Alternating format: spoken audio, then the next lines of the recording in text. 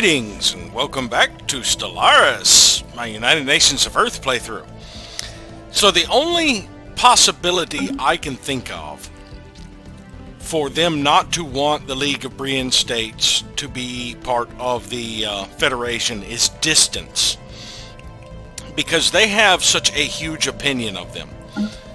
Yeah, their opinion is... Where is the Pirac?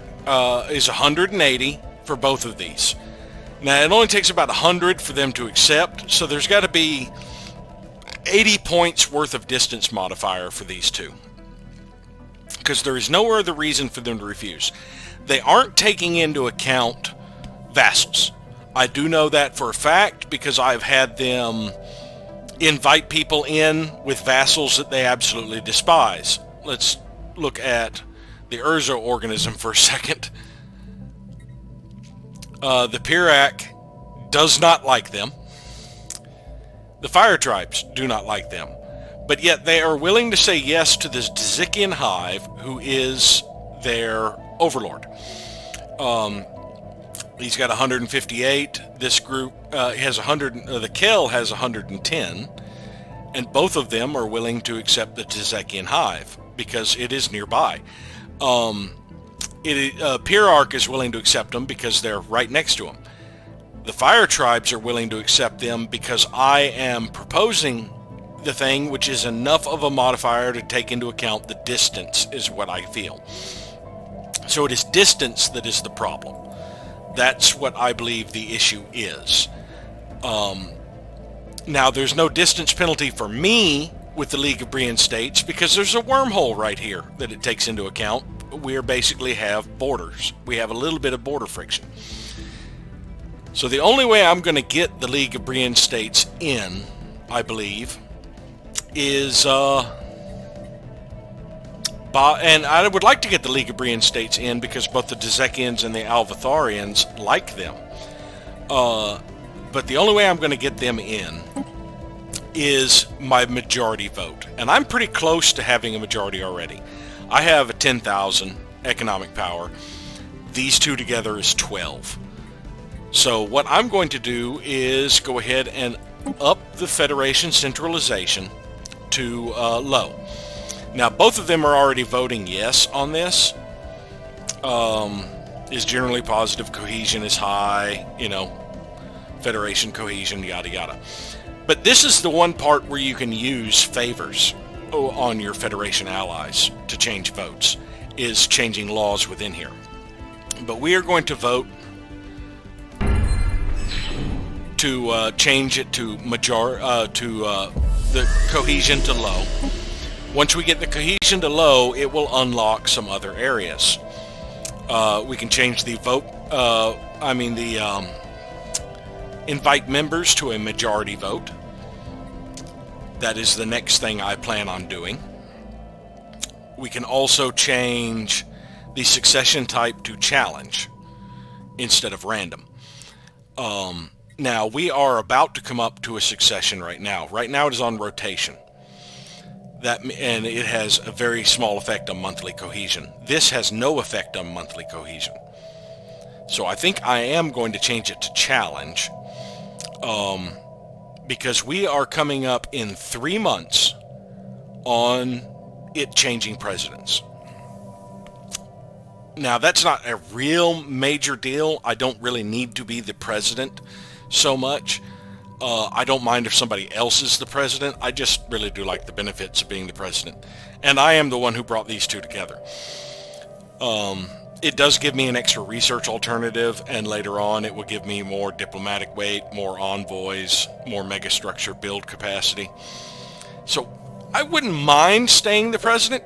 As a matter of fact, getting the strongest eventually when I am in fact the strongest. But challenge works too. That way we can see whoever is the best gets to be president. But my first priority is making this a majority vote for inviting members so I can get the Brienne stars in here. And then I may push to make it a challenge type after they are in. But I don't know. that's going to affect cohesion, and like I said, it's not that big a priority, me remaining the president. We'll find out how it works out. Right now, the president will change, probably to the Fire Tribes of Kel, maybe to the Pirac, because I think it actually considered Pirac the second founding member. But it will change in about 3 months. But if I can get it over to majority vote, and then I can pull some envoys in here to boost my diplomatic weight by another 2,000 points, because each envoy will, in here, I think also boost my economic power. If I go to diplomatic weight, let's see, nope, I believe it boosts my economic power having envoys assigned here. It just says it contributes to the cohesion, but I believe it also boosts your diplomatic weight for the Federation. So we'll see if I can get 2,000 extra points, basically. Yeah, they'd be 12.7, let's say 12.8. So I need 2.5 more thousand. And then that will allow me to get the Brienne states in. Once I get the Brienne states in, that's going to change a lot of the distance modifiers for everybody, for the Federation as a whole. The Alvathari will be considered real close. As for getting the Dezekians in, it's mainly my war philosophy that's preventing it. If the Pirac were to propose for them to join, then they would join, because the Pirac probably has a different war philosophy. Same if the Fire Tribes of Kel decided to sponsor them, then we could probably get them in. But we shall see. I've already gone through all of my systems, and I added, I'm replacing this synthetic crystal plant with a Ministry of Production. I'm also replacing one of these strongholds with a military academy. And I've started building an Auto-Chthon monument here on Nueva Cadiz to start getting those upgraded. I don't think, yeah, right here I'm building a second Ministry of Production in place of this synthetic crystal plant. Those are the only two I'm going to be replacing right now, because I do have 15 surplus rare crystals at the moment. They have an upkeep of 2 apiece, so that basically, between those two and losing 2 rare crystal or synthetic crystal plants, that should drop me down significantly. Other than that, we are upgrading to some advanced research complexes here on Avalon, because Avalon will be needing new jobs soon. I have not distributed luxuries on a world yet. Most of my worlds have luxury distributed already. The worlds that I'm really trying to improve. I really don't want to distribute luxuries on a tomb world. I don't want to attract people who aren't good at being in a tomb world, because I already have some cases of that. Like this roboticist, 45% habitability.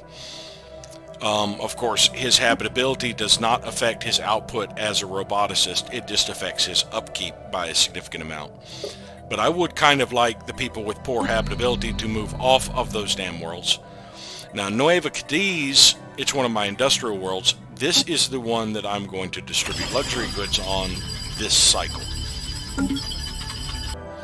I also can get some exotic gases back when I get ready to terminate the terraforming gases. I'm still a few, because of the construction I did, I'm still a few rare crystals shy of being able to build this hyper relay. I've got all the other materials to put it together. There is one other thing. If I go to Cybrex Alpha, I've still got several years to go before this is completed. This one will be done in 1300 days. This one will be done in 1500. But one thing, since I have a fleet here at Earth, I can see how long it's going to take for a colony ship to get there.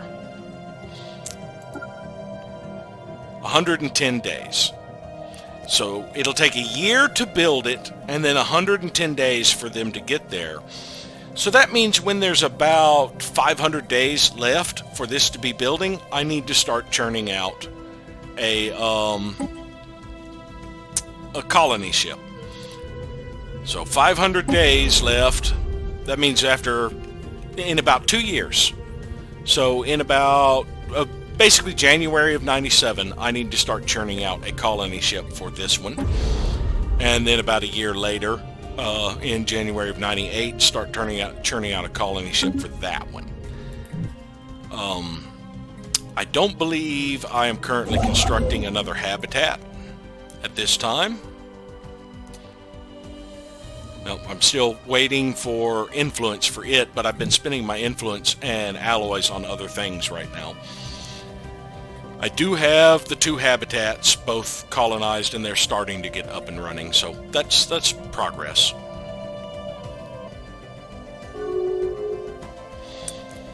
Alright, the Galactic Technologist Alliance voted to change to low federalization centralization. Now that will do a small cohesion hit.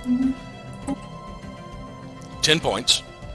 So now we can go to laws and change invite members to majority vote. Both of them will support that.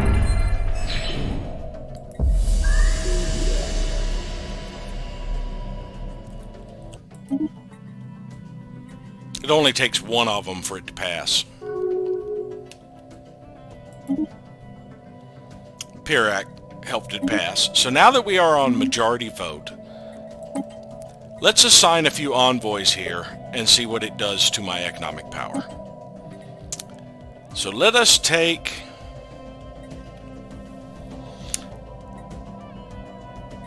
the one from the Sondrathan star hierarchy. I didn't mean to click on them. Sorry. Let us take the one from the Sondrathan star hierarchy. And it does not look like it affected my economic power. So let's let it progress to the end of the month and see if anything changes. No, it did not affect my economic power. So you can no longer assign envoys to boost your economic power, it appears. Now you used to be able to do that just like with the Galactic, with the Galactic community. But it did not look like it affected my economy in the least. Now we could change it where the vote weight, once we get up to medium, is diplomatic instead of... well, right now it says every member has 1 vote. That's the current law. So yes, we need to switch to diplomatic weight for majority to really matter. Our economy strength isn't really coming into effect. Even though it says every member has one vote, it has looked like the weight of our votes has been diplomatic on these.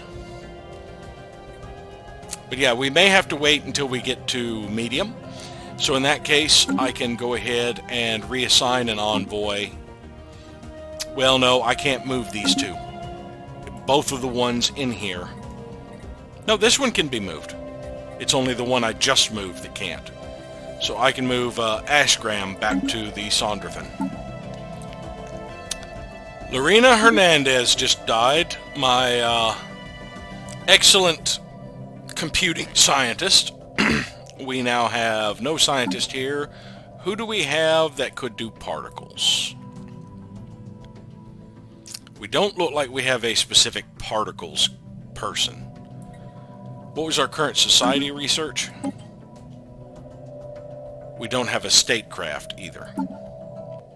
We can get a cyborg field manipulation, a cyborg propulsion. Both of them have quite a bit of age they can go as well. Now let's get the cyborg field manipulation. Actually, what is our current... We are doing a propulsion. So what we're going to do is to assign Professor Zarg up here.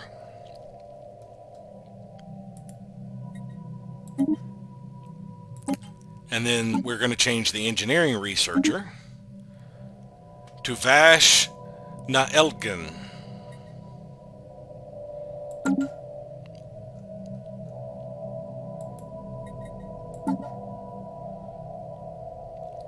I think that actually knocked a month off of that.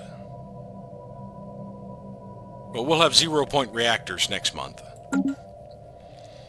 Yeah, unfortunately, most of my scientists, my really good scientists, are going to be dying soon. Now, I should have enough rare crystals now for the Sahara to build this, or get started on the construction of this megastructure. And once I complete that one, we will be moving on to Wolgon.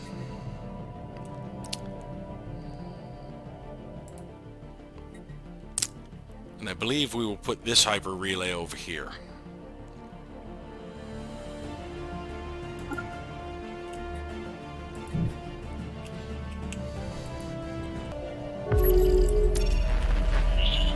Made first contact with mysterious aliens in the Sehuetern system. For now, we've codenamed them Extros.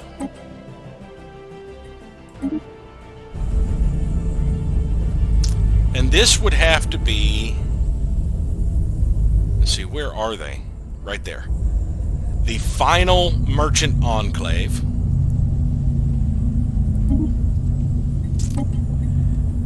Let us pull the one from the Darblins. Croc Stelham. 110% chance of a breakthrough. That means I'm going to get a breakthrough. Another thing I had noticed when I was first looking over is the Verzak have conquered a significant portion of the Commonwealth of Man, all the way up through here. And the Tilinesti are carving out that area. So the Commonwealth of Man is currently in a war. It does have two allies. They have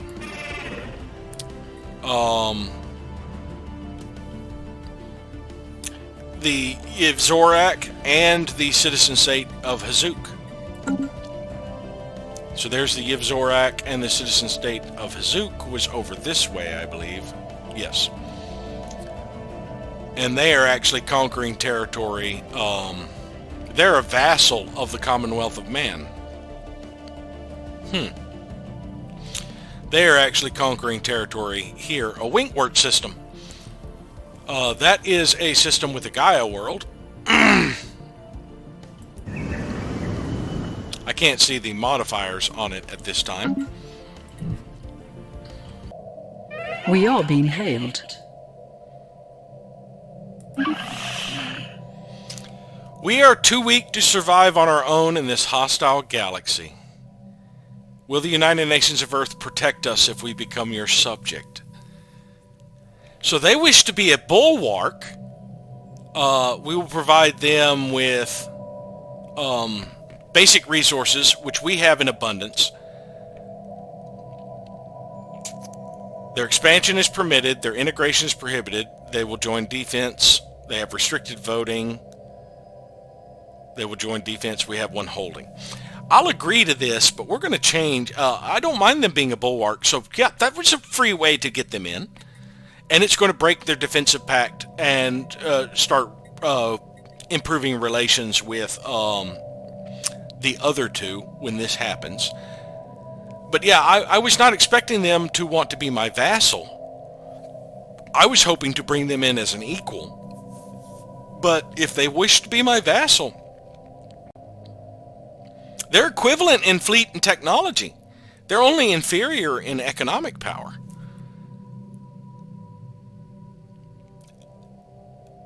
You know, I don't like being your overlord. I want to be your friend, but I'll do it. Now, it's going to cost me 3 influence a month for 10 years. That's unfortunate that it's going to take 10 years to convert them to a bulwark. 3 influence a month for 10 years. Ouch. Okay, we'll do it. An alien nation is hailing us. All right, so we've established communications with the Riggin Commerce Exchange. Yes, that was the other one. That gave us a chunk of influence. I speak on behalf of the Riggin Commerce Exchange. We have facilitated trade negotiations between interested parties on our own station in the Sahutan system for more than 1,000 of your years. If you happen to possess more resources than you need, we are more than willing to take it off your hands. You will be duly compensated, of course.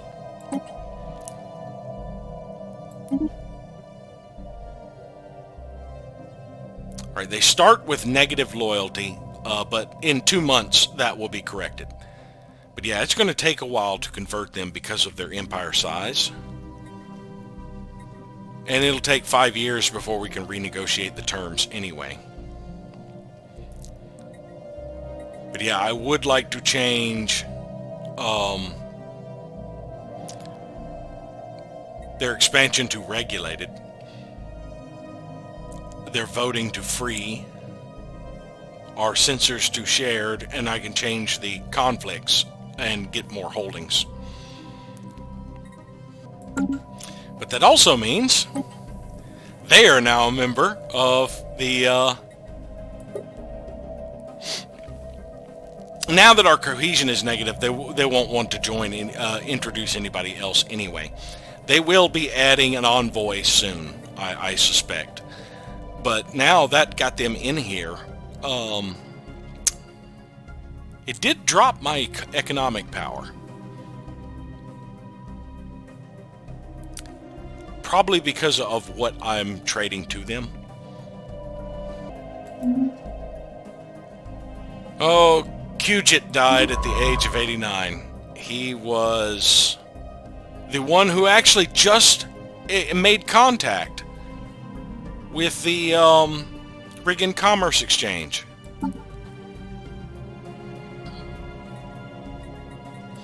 Who can we recruit? We can get a maniacal. We can get an eager. Let's actually get the field manipulation cyborg, Kutrok, and start XPing him up. I believe, okay, you're doing society research.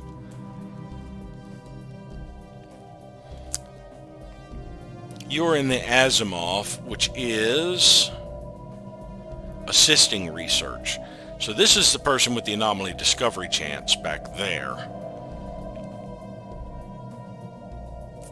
Yeah, both of my people with anomaly discovery chance are back there. But yeah, we'll put him in here for now. And we'll actually push up to there. So we can continue checking out the Ivzorak. Yes, he added an extra envoy almost immediately. So it's going to take a while before we start gaining experience again. We're only going up 1.35 a month. So it's going to take about 10 months, be about the end of the year, before we're positive again. Now, as far as our agreements, yeah, next month their loyalty will become positive again. I still don't know where we got the abuses of trust penalty opinion of them. It must have been something espionage related. Research concluded. 0 point power. These generators extract vacuum energy, providing an almost limitless supply of ship power. There is no more efficient way to generate energy. Now, once we get gateway activation, it will unlock the ability to get gateway construction. Okay, the most expensive tech on here will still be completed in under 2 years. We could start getting proton launchers. Now, proton launchers are undergoing a big change in the combat update.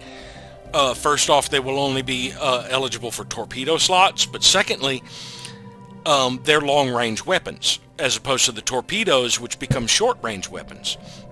They'll have a minimum range of 45 and a maximum range of about 120, but their damage is severely reduced over what they do here. And yes, they'll be getting the bonus to larger ship classes, but they've been nerfed significantly. They used to be the go-to weapon in games like this,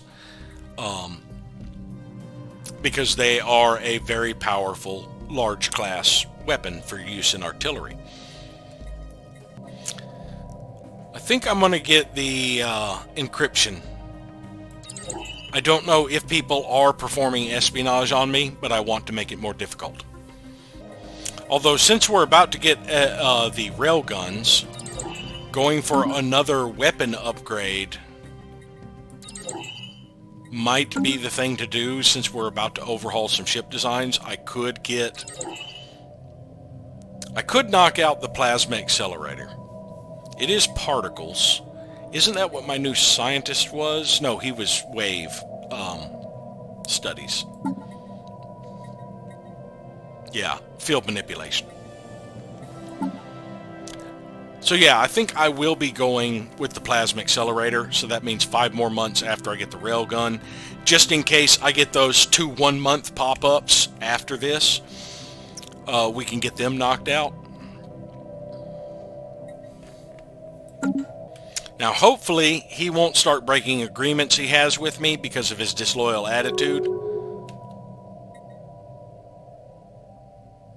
Pirac has entered into a migration treaty with him. Pirac, not Pirac. Because now he should no longer be disloyal. If I go to contracts, yes. Loyalty is now +5. And he is now considered loyal. Which reminds me, I did not start building a holding. And the first holding I would want to build would be the one that gives me influence. The Ministry of Truth, I believe it was? Yes. So we'll start building a Ministry of Truth here. It does provide 2 jobs, and he's got 2 unemployment. Oh, because he's got his entertainer jobs closed. He does already have droids, because he has them able to work specialist jobs. Storm was about to get another miner, so I moved one off-world to, I believe it was Shangri-La. I started Mastery of Nature on Blizzard. That would allow me to get 2 more industrial districts here.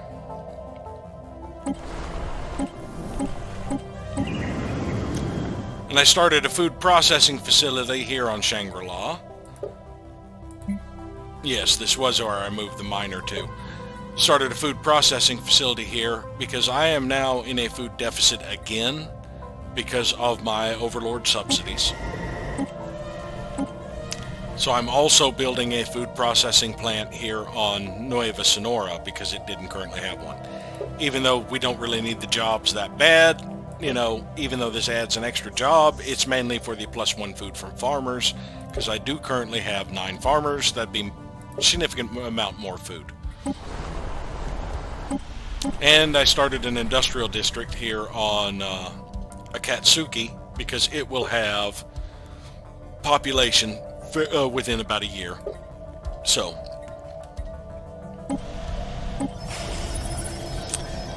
And I'm building my final district on New Coventry. I decided to build a second trade district. That should get me the full available jobs to keep people coming in until I get to the population of 10, which will allow me to add another refinery building. I'm not sure which I will add. It might end up being volatile moats, because I'm going to need a lot of more volatile moats for ministries of production. I do need to reassign that envoy, but he can't be moved even though he's currently unassigned. For some reason, when the first contact ended, it didn't clear that. I can't remember where I pulled him out of. I believe it was, go back to contacts, the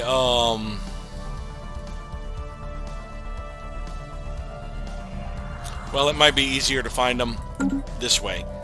I believe it was right here, the Darbalins. Let's see if I can.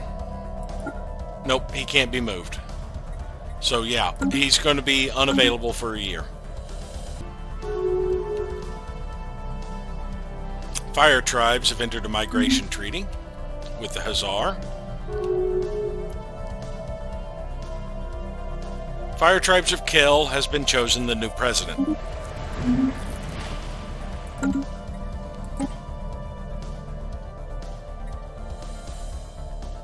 So they will be the president of the alliance for... Oh, now my economy has jumped back up. My values have. He's going to be the president for the next 20 years.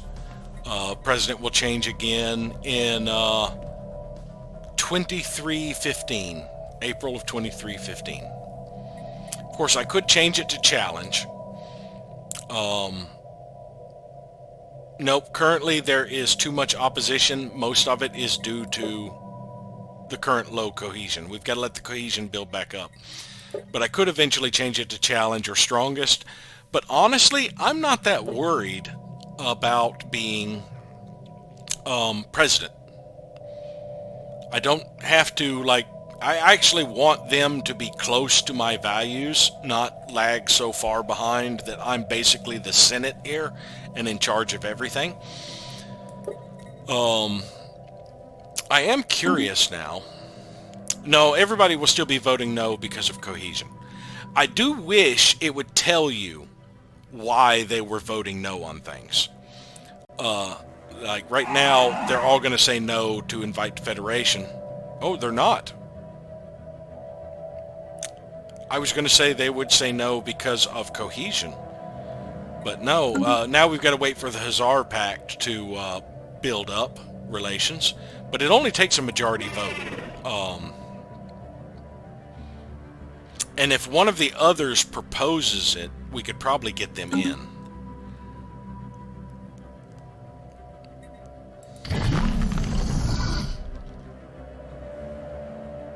None of them are still interested in the League of Brienne states.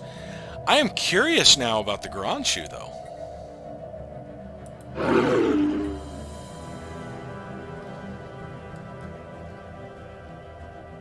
No, they don't want to associate with the Pirac or the Fire Tribes.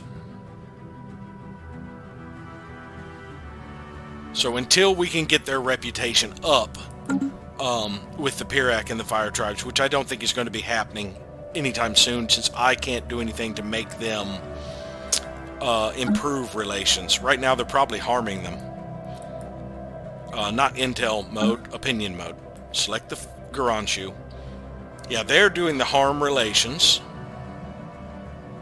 They have claims on each other. They were at war. And they're rivals.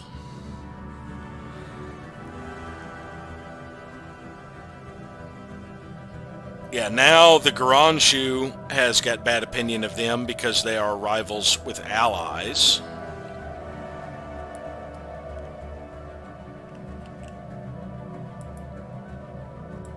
See what they think of them. Yep, now that they've allied with rivals, they have problems with them as well. They don't have the allied with rivals modifier with me. Oh wait, that's the Hussar Commonwealth. Yeah, I do have that as well. And they have that with me, but we still have very good relations despite that. But that's mainly because I seek to improve relations. Now, if we look at Tzekians compared to Hussar,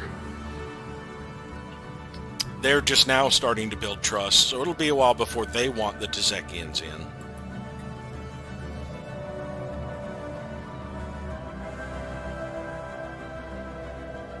And it won't be too long before they want the League of Brienne states in, honestly. I'm actually surprised.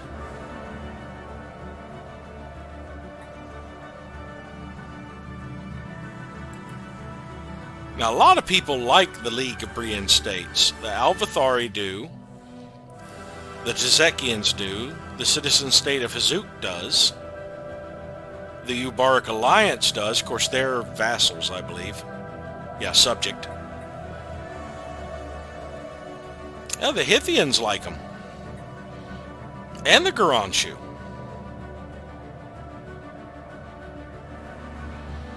So that would be the one for me to get in. Because so many other people like them, it would still make it easy to get other people in.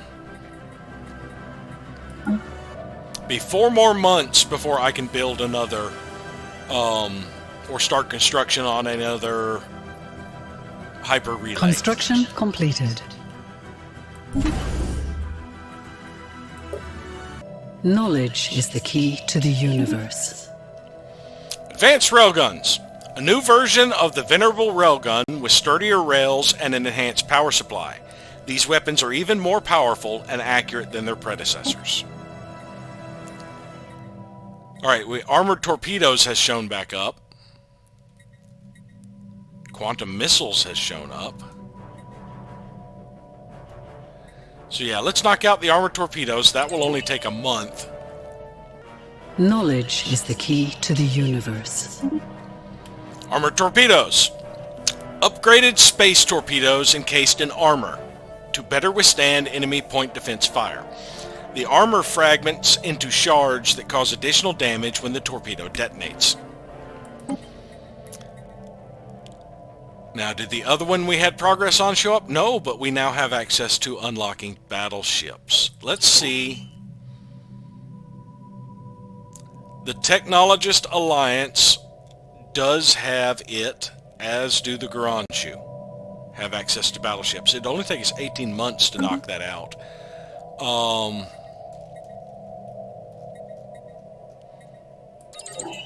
9 months for Ripper autocannons, which would be 5 months past the plasma accelerators.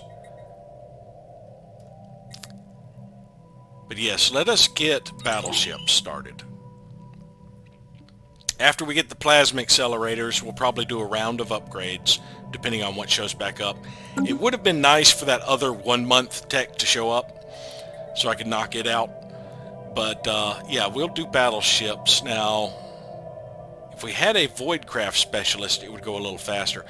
Actually, this guy is a propulsion expert. Maybe we do Ripper autocannons first, before battleships. Because we don't really have a propulsions expert, and we don't have a particles expert. If we get something different over here, we'll go ahead and let him get progress on Ripper autocannons. After this one pops up, if we have somebody to replace this scientist with, we can shift him down here and go to battleships. Otherwise, we'll wait until we finish this one and see if we can shift him up there and shift this guy down there. Another starbase upgraded. See, Friaka, I think we will start with the Deep Space Black Site because it is over a colony. And I actually do have the alloys. Yeah, I'd still need another month to do have enough rare crystals to build another hyper relay, so I can go to upgrading another station.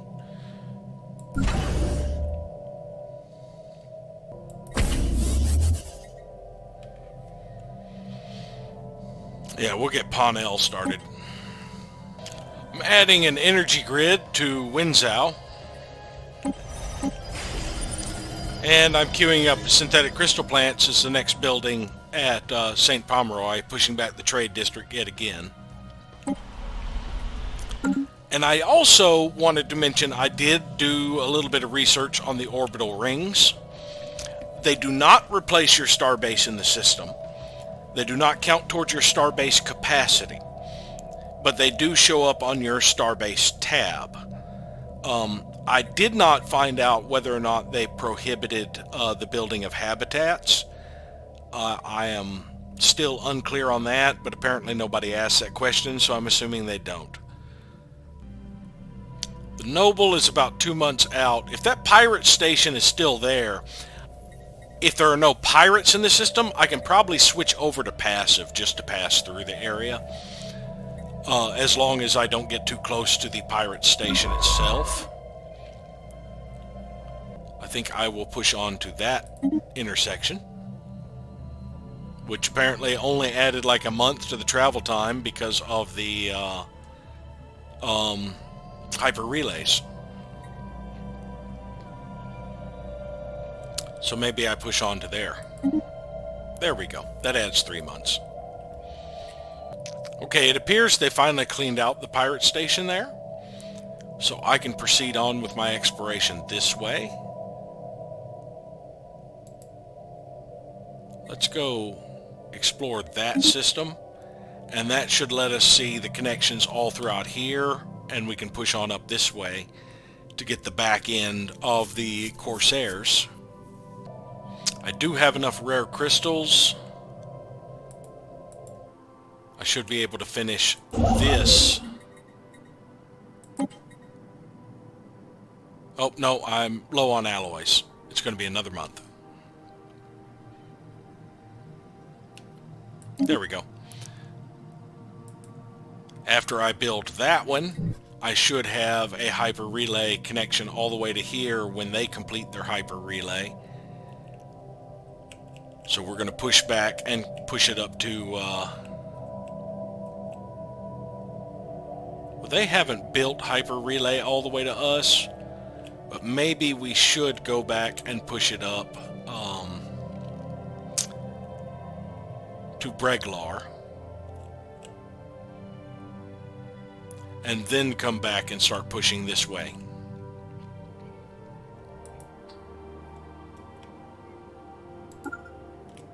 It'll take a while for me to get that there anyway. Several of my chemist jobs have finally filled up, so I'm earning a lot more volatile motes per month now.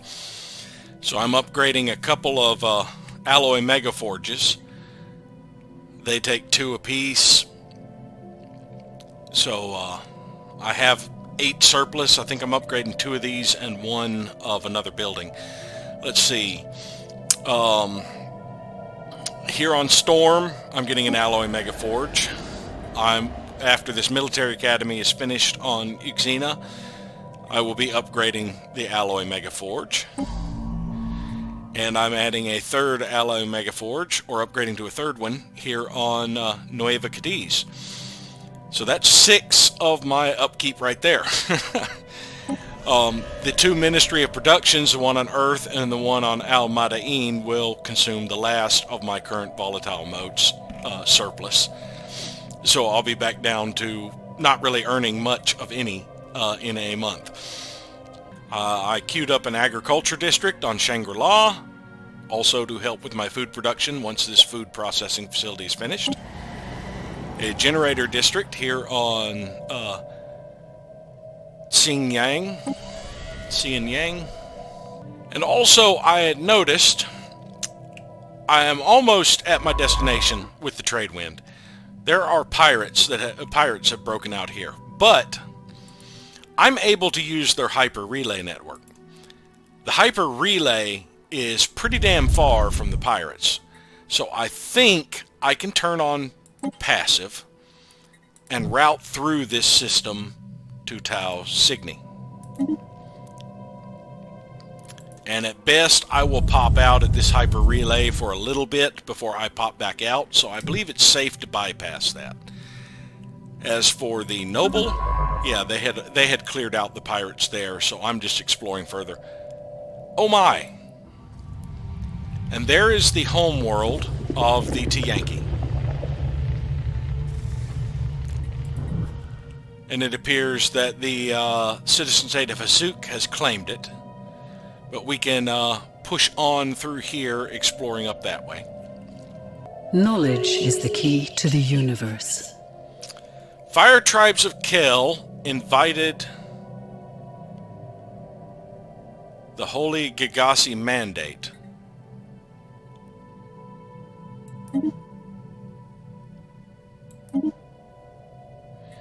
That means that they have uplifted somebody, I believe. Right over here. Let's have a look at them. Theocratic dictatorship. They're evangelizing zealots.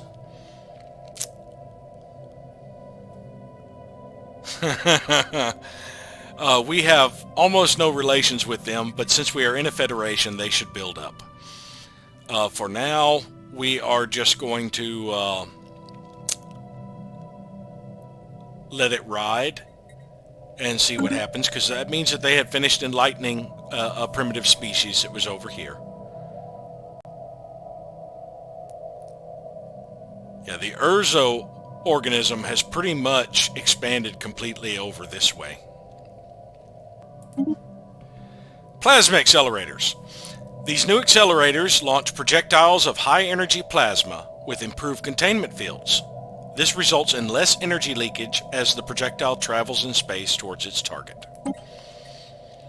Okay, there is one further upgrade at least, the plasma cannon.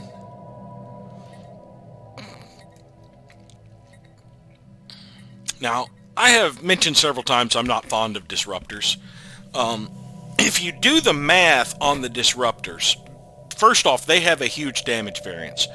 When you, they pretty much can start all the way at 1 for all of their damage, so their average damage is pretty low. But if you do the math on the disruptors, even though they have 100% accuracy and they bypass shields and armor, you're still better off equipping weapons that tear down the shields and tear down the armor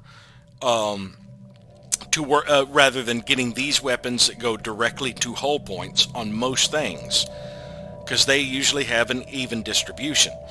The only time disruptors are really good is when something has far more armor and hull than they have hull points. That would basically make it very difficult for you to tear down. Now, in the upcoming combat update, armor gives a lot more bonus. In other words, right now, if I look at my ships, the amount of armor and the amount of hull I get with the different, say the crystalline plating versus the armor, isn't that huge of a gap. It's going to become a much bigger gap, especially on larger ships, in the upcoming combat update, and the disruptors will have a lot more value. The one issue is they're also adding in shield and armor hardening, which cuts out some of the penetration of disruptors. But you have to waste an auxiliary slot on that. And you have to have a fairly large ship to completely nullify its ability to bypass your armor or shields.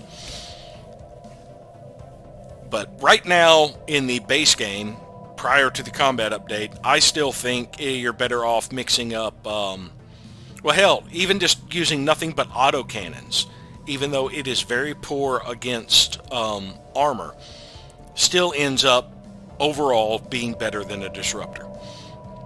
But disruptors are changing, so they will have value in the future. So all of these are basically ship upgrades. Anything I get will be something else I need to retrofit for. 15 months. Yeah, about a year and a half, and I would need another ship upgrade. So we are going to actually get the advanced reactor boosters, I think. I believe that's the final one of those, so it will remove a technology option from the list of stuff it generates. And it's going to take about a year, and I don't have any ships that currently use that, so that's not anything I would need to retrofit based on. And since it doesn't matter quite as much, I might change out the scientist. No, we'll leave him. We will leave Professor Zarg here for now. I mean, the only other option I would really have at this point, I could get started. That will take 2 years, and that would be the highest combat computer upgrade. And I believe I do still have computing expert. Yes, in the Aldrin. So we can pull him out to there, and we could replace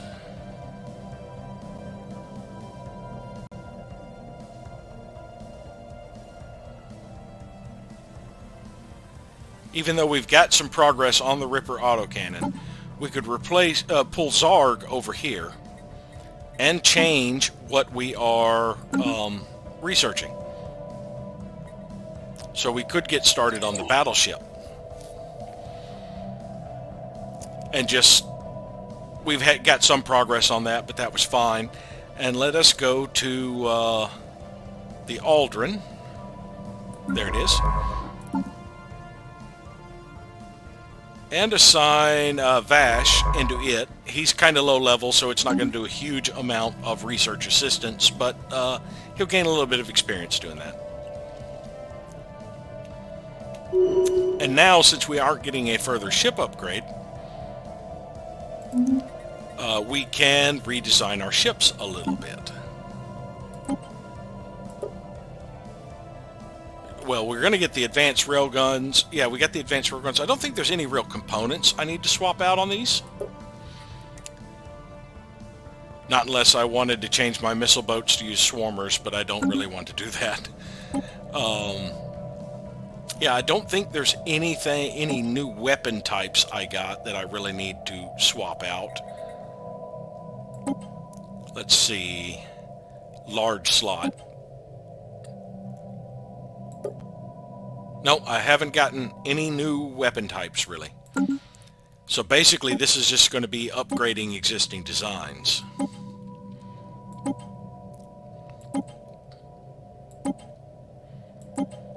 And that's going to take a chunk of my alloys. It's going to be a while before I have the rare crystals for another hyper relay anyway. So let's start by redesigning the ships that are sitting docked. Yeah, that's a huge chunk of alloys. 500 for this fleet.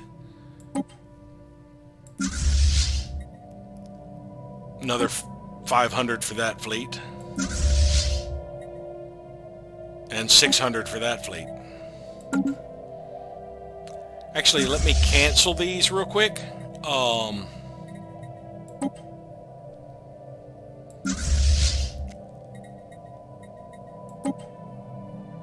See if I can get my alloys back real quick. There we go. I think the first thing I want to upgrade are my defense platforms while I have a huge chunk of this. Yeah, because it's going to take a little bit to upgrade these defense platforms. Banus, Nimelin.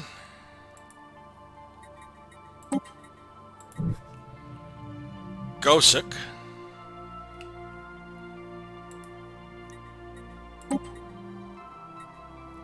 And then we have two sets of two. We have Chaban.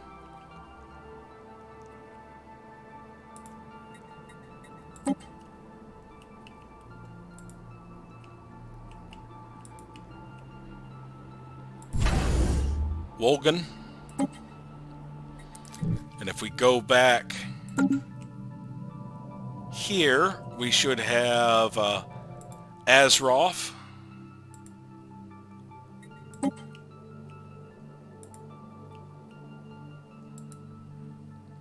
and Birkenmar.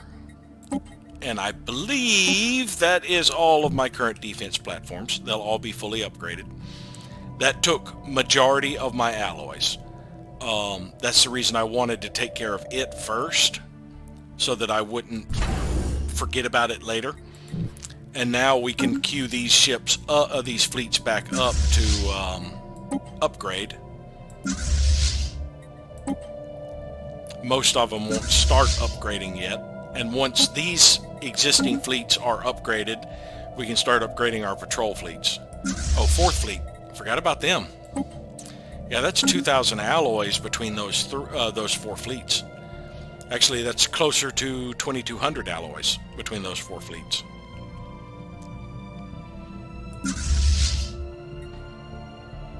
These guys are fairly cheap, though. So after they're all done, it won't take much to get them upgraded.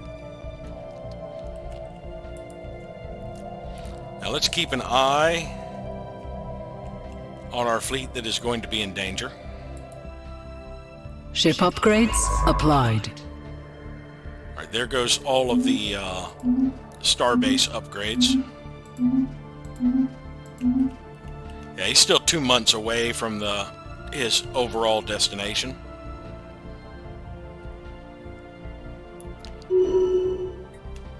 Knowledge is the key to the universe. All right, we got another crime fighter, Governor Jean Moreau. He is in the Yilon sector. We had some refugees fleeing the Tezekian hive. The Sutharians arrived on Earth.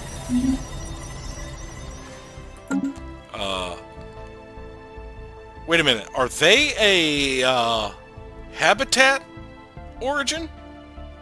Let's go to Earth. Sectors. Earth. Population.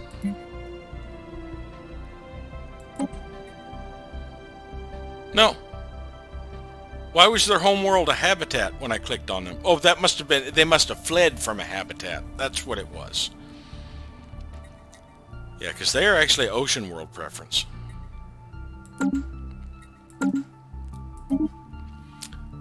Automated curation algorithms. Continuous asynchronous analysis of disparate data sets allows for the accurate modeling of hitherto unpredictable fluctuations in social currents.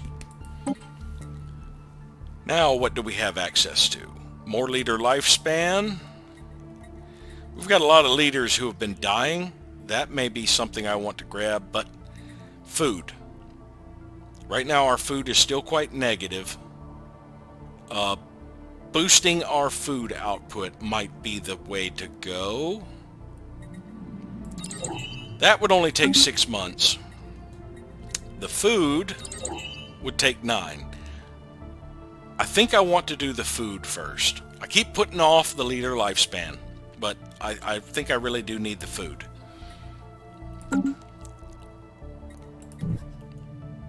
Now we don't have the building slot yet to put the auto-curating vault on Earth.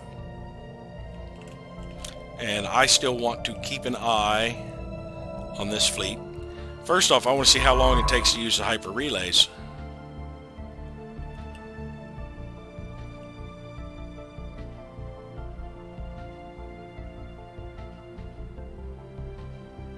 We are being hailed.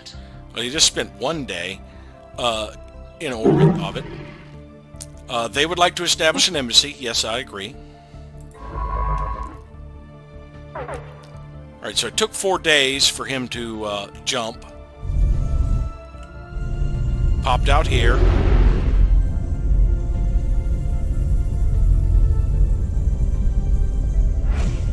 And just spent 4 more days jumping there. So yeah, he was in and out of that system fairly quickly.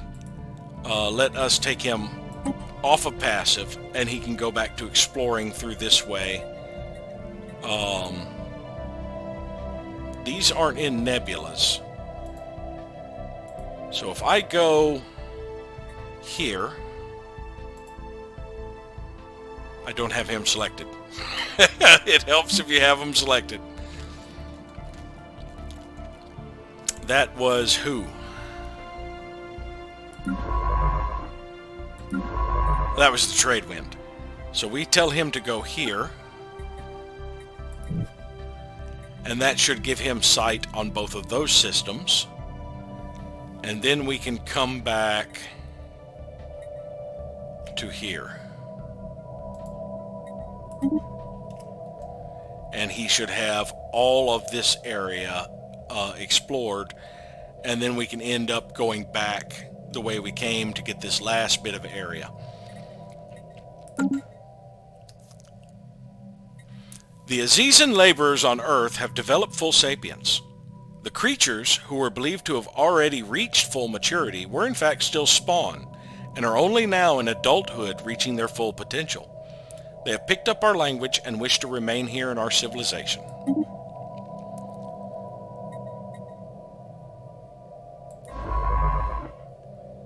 Alright, we can push on to there. That will give us visual of the rest of this. Didn't get any pop-up entering the Tiyanki Vec system. Kind of disappointing, and probably because it's owned.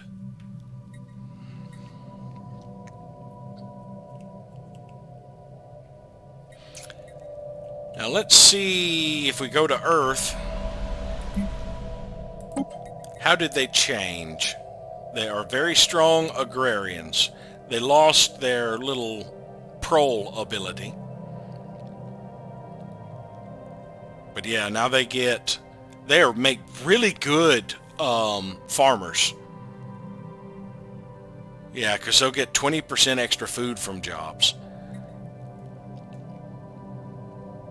They aren't the best clerks. I'd like them to move to another world, but honestly, I don't think I have any Arctic, tundra, or alpine worlds that are farming. Let's do a quick look through. Actually, the easiest way to find it is to go to sectors.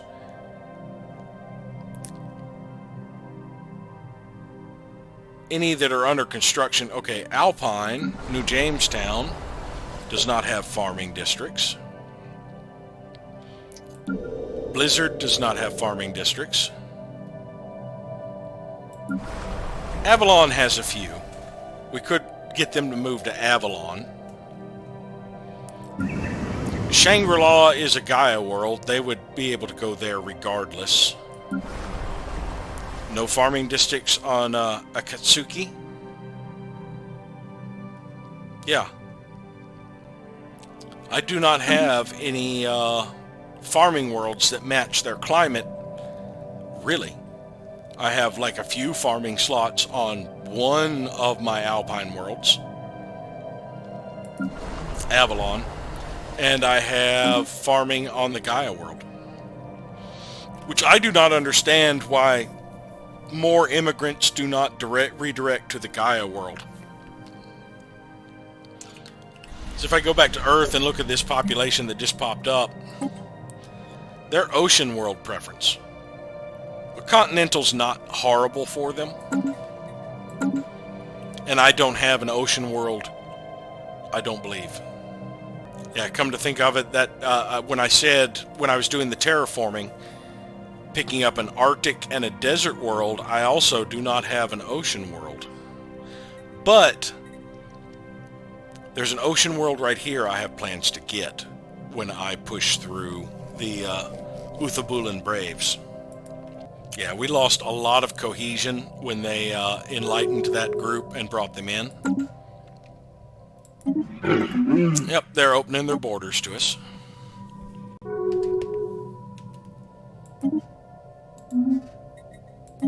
I don't think I have enough relations with them this quickly to do any treaties.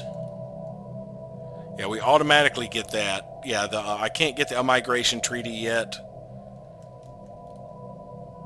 And it looks like I don't even have an option for a trade agreement.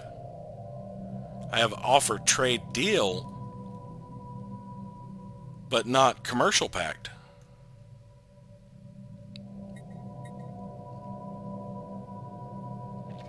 Did I lose the commercial pacts with the other Federation members? Are we not allowed to do commercial pacts? Ad eos brute omne.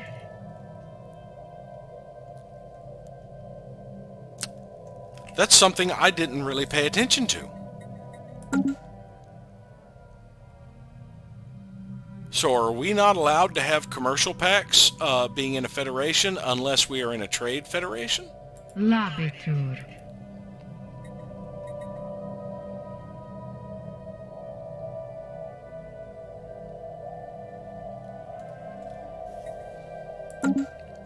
Alright, we have to renew our agreement with the Curator Order. Now, I also need to check...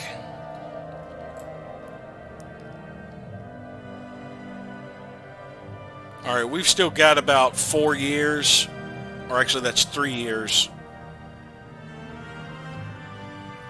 No, that is 4 years. We've got 4 years left on the Festival of Worlds, so it'll have to be renewed in at 2300.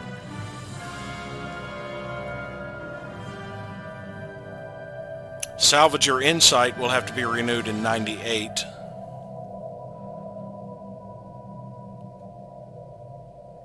And I believe my my relic activation cooldown still has another 3 years as well, so it'll also be 98. I mean, it'll be that's 4 years. It'll also be well, that's the relic, not the minor relics. Yeah, I can probably renew the minor relic bonus. And let us see, I assume it's going to be the case, but let us check this other trade group we encountered. The Riggins. Yes, they are also unassigned from their group, so I am not getting the, won't be getting any opinion with them. But yeah, we need to go to relics and reverse engineer some arcane technology. That gave us quite a chunk of physics research, which should speed up sapient combat computers to be pretty close to the time we get battleships. And we'll have them in a little over a year. I've queued up some food processing facilities here on Avalon. It is actually a rural world in a way, because it has all of its resource districts, and that was the one resource modifying building it was missing, because it has the mineral purification hub and the energy nexus. I queued up a city district here on Akatsuki. It is actually going to be filling up the job it's about to get. Actually, this industrial district is being transferred from the generator district. There's no reason for me to have a generator district here, and I had started transferring it over. So it's not gaining a job, and it's about to get another pop, and it'll be down to 5 again. Because I believe I just transferred a miner here. Two of my robots were about to produce at worlds that were full. This one, I transferred a miner from Blizzard over there, and I also had a agricultural robot about to churn out here at Nueva Cadiz that I moved over to here, I believe it was. Yes. Avalon. That's the reason Avalon is going to need food processing facilities. And my food is actually positive now. Queued up another generator district at Winzhou. And it's only going to take the trade wind about 2 months to get back using all of these, using their hyperlane network. And then we'll be able to see if that is also occupied. And the Military Readiness Act has beat out the cooperative research channels. Now, the Military Readiness Act is one I actually will support, since it's already in here. It does fit with me. Galactic community members that are not vassals should keep a military up, I believe that. because each member of the galactic community has a duty to themselves and to others to contribute to galactic defense. I firmly believe in that. But yes, yet again, cooperative research channels have been bounced out. Now, I have a significant diplomatic weight over the Prime Awareness now. I don't even have an envoy here. Do they have any? Yeah, they have 3 envoys, and they still can't match my diplomatic weight. Yeah, I have 50% more base diplomatic weight than they do. No, my diplomatic weight is only 6,000 base. Theirs is 9,500. It's entirely because of the Galatron that I am so high up in diplomatic weight compared to them. Well, I have more bonuses than just the Galatron, but the Galatron alone is adding 5,000 and making me higher than them. Hithians have declared the Prime Awareness their rival. It's about time people started rivaling them.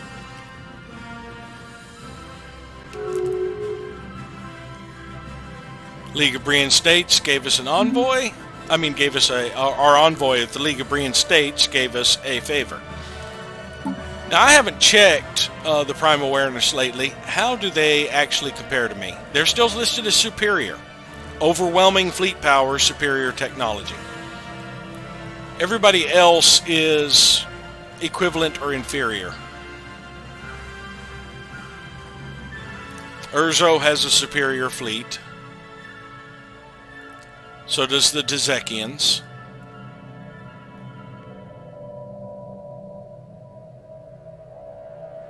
And the Hithians. But we are rapidly catching up to everybody else. Once we get battleships and fill out our naval capacity with them by improving our fleets, we are going to need more fleet capacity to be able to put more than like 1 battleship in our fleets, 1 or 2. Now this is where having more than 2 shipyards would really help, because battleships take a long time to construct by default.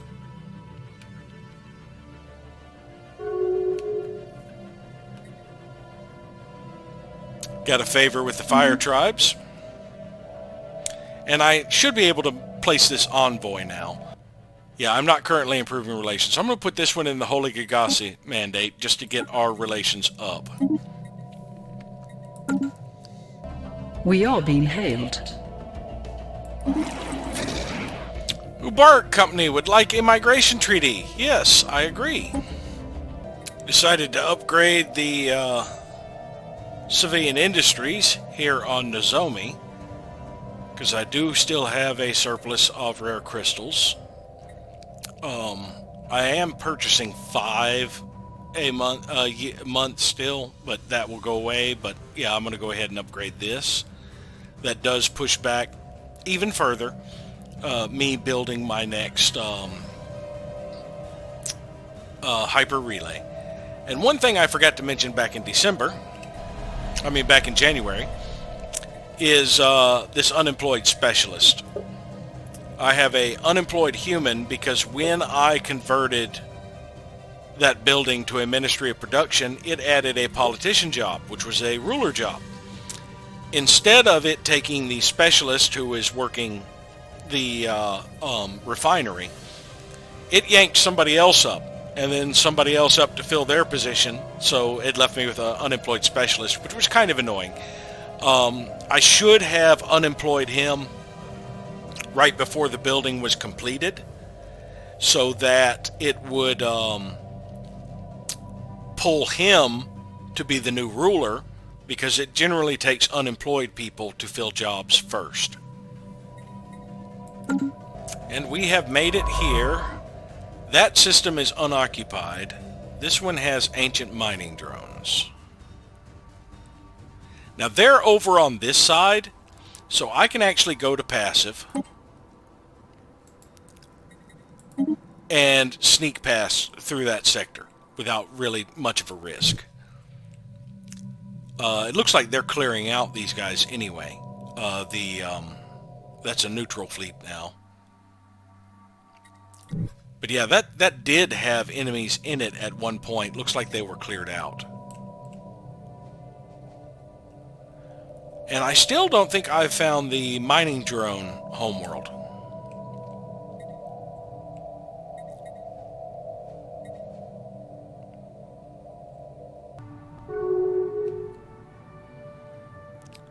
Got an envoy. I've got a favor with the Ubarak company.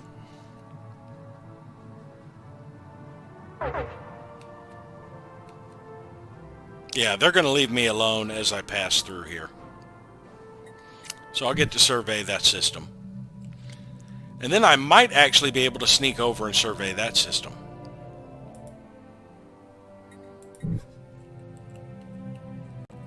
Ship upgrades applied. First fleet is done. So I can go ahead and tell it to start upgrading the fleets that would upgrade at Sol Station. Regular Sol Patrol.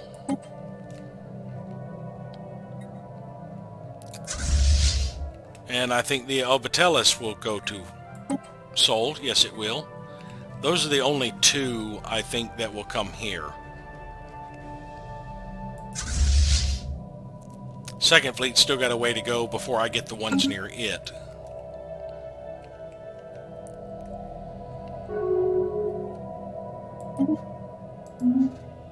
Fire Tribes of Kel and their vassal now have migration treaty. Ubarak has established a branch office on Ultinia, which reminds me, I haven't really seen what they've done with the holdings. We have a corporate embassy that gave us clerk jobs, of course. A commercial forum gave us a merchant job. Private research enterprises gave us clerks.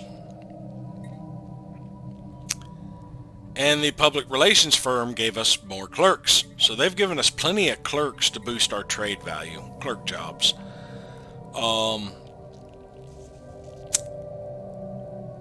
All of these productions, I believe, go to them. Yeah, all of that research and everything. All I really get out of it is the merchants, the jobs, the effect of the jobs. So I get the clerks and I get the merchants.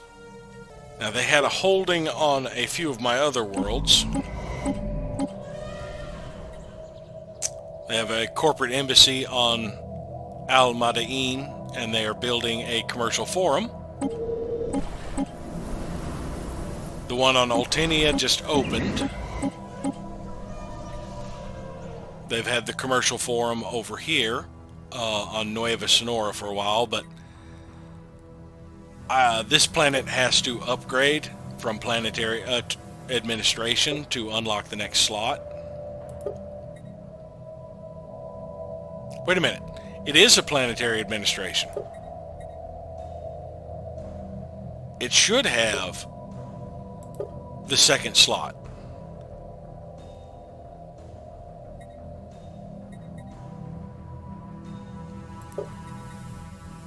Maybe it won't get the next one until it becomes a planet. Let's see.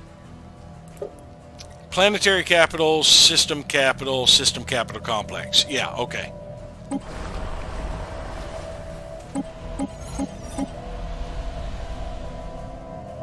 Yeah, they're getting quite a bit of benefit from their facilities here on Earth. We are getting a little bit out of it. I mean, the merchant job alone, in my opinion, is kind of worth it. The extra clerk jobs, meh, they boost my trade value a little bit, and it's something for people to do since I can't build more jobs here, really. But yeah, the merchants, they provide a decent amount of amenities and trade value.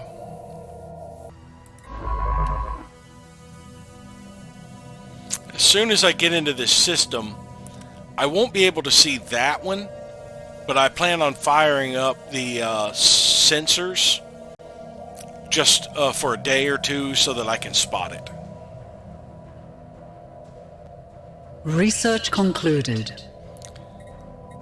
So yeah, let's go to edicts and fire up crystalline sensors. There we go. Nano-vitality crops. Infusing crop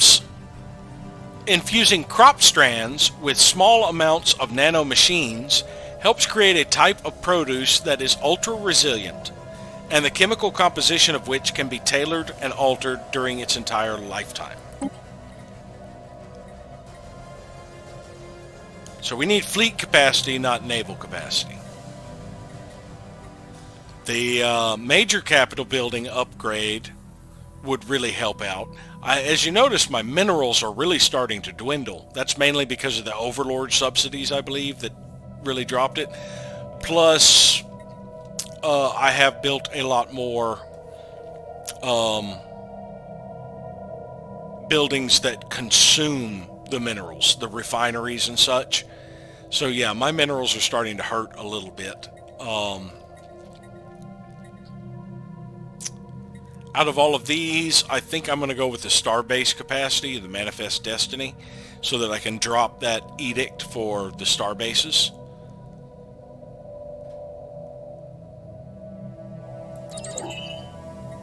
That would take 2 years. Naval capacity I could get done in a year, but I don't really need the naval capacity so much. I have 4 fleets. If I add 20 more per fleet, that would be 80. I currently have 40 surplus, and I'm still building more anchorages. Yeah, let's go ahead and knock out the doctrine support vessels. It'll only take a year. I don't believe I have a military theorist, so I can keep that person in there.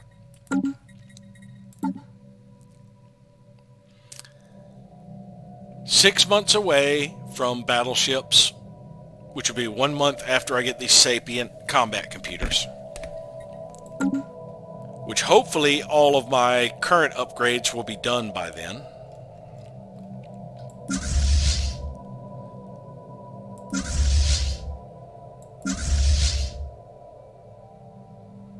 How long is it going to take you to get to Earth? You are currently in Sol Station, and so is these. So those 2 patrols will be done. Getting close to the energy credit cap again.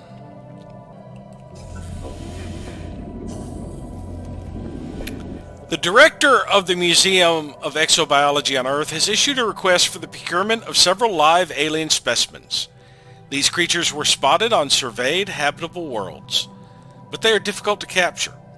It will require the full resources of a science ship for a lengthy period of time. So, am I just now getting the follow-up to the habitable world survey? Did I finally survey whichever world type I was finally missing? We will gather these specimens. Situation log has been updated. So this is going to give us quite a chunk of society research. So if we go to Alien Species Procurement, Museum of Exobiology has asked for help. Tarblacks are found deep beneath the waves of the ocean world of Kojad's Keep. The Tassergoids have been sighted in the humid jungles of Nueva Cadiz. Orinthi have been reported in large numbers across most of Idil Saddam. Snerians are unique to the Great Dune Seas of Jurg Serunda.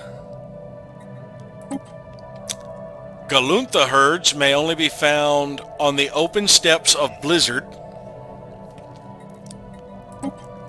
The wily Udlorans can be found racing through the snowy waste of Vermteberg.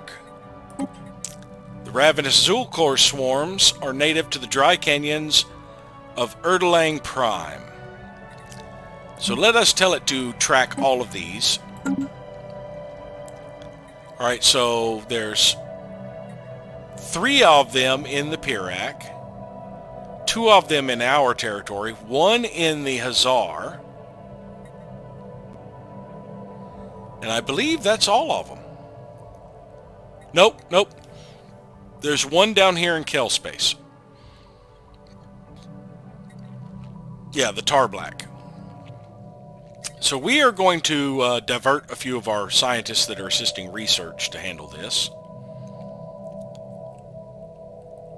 We will have this one. Make sure he's not on passive. Actually, no, one from up here would get over there faster, I think. There is not one up here. Alright. We will send the Asimov to research that project and then return to New Jamestown. We will send the Fahrenheit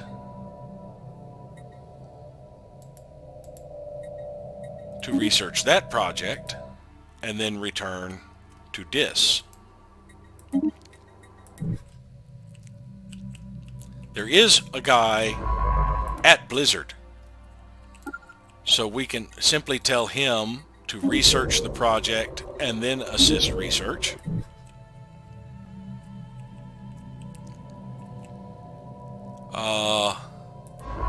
The Einstein will probably handle all three of these. So I will just have it research that project, and research that project. I could have sworn we had already done this follow-up. And I don't believe I have a scientist down this way, so I probably should have used, yeah, let's use this guy to research this one. Oh wait, that one is closer over here.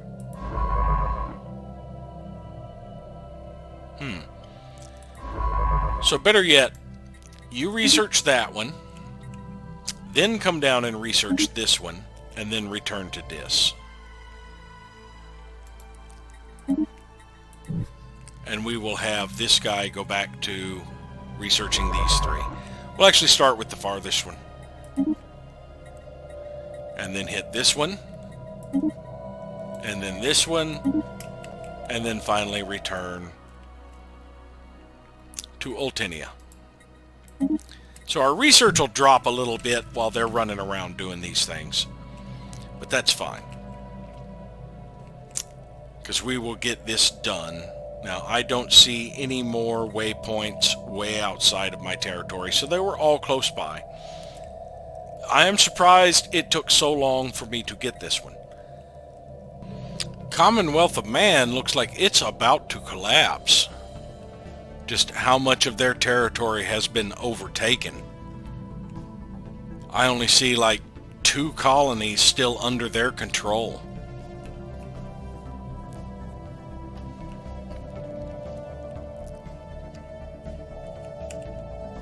Ship upgrades applied.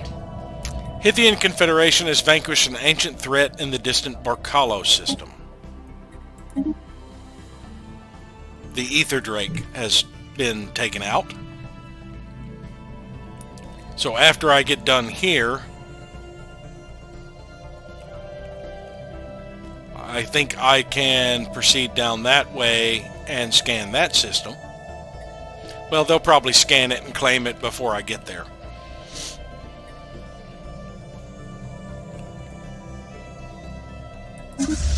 So Second Fleet is done with its upgrades. That just leaves Third and Fourth Fleet. Third Fleet is 80% done. Fourth Fleet is 69%. Hopefully the 2 of them will be done before January 2nd, because that is when I get my next tech. Otherwise, I will have to cancel those. Well, Commonwealth of Man has conquered a system up here.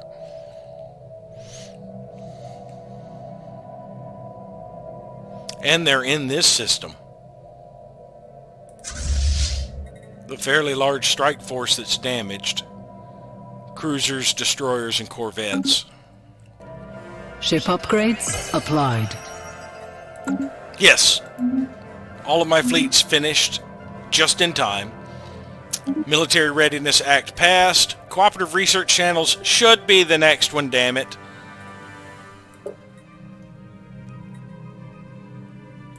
It'll be 2 years before we find out. Got one starbase still upgrading. I'm going to hold off on upgrading any of the remaining 4. Yeah, my minerals are really starting to dwindle.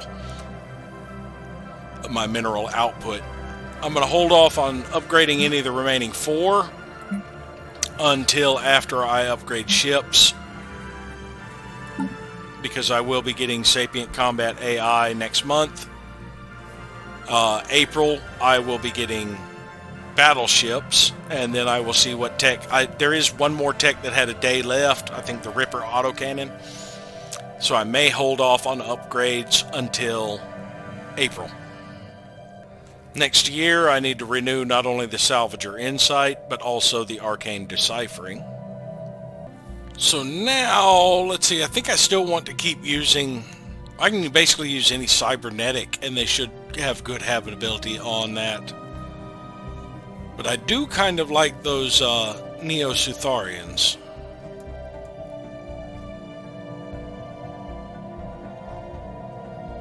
I mean, they would actually be better for something that produced energy. Maybe I should look and see if I have anybody who would be good. Let's actually look at... Actually, this is going to be a ring world. That's right. I can use whoever the hell I want. People who are research capable would be good. Because I could turn it into a research powerhouse. But yeah, these guys are cybernetic and have thrifty. So they would actually be better for the habitats, since I do have trade districts and on them. Or the charismatic ones. Ones that provide more unity would be even better. But yeah, let's make some Veteresius in this first colony ship here. Knowledge is the key to the universe. Sapient combat simulations. Running sapient AIs through high-intensity combat simulations yields valuable insight into potential optimizations for risk evaluation techniques. Get more encryption.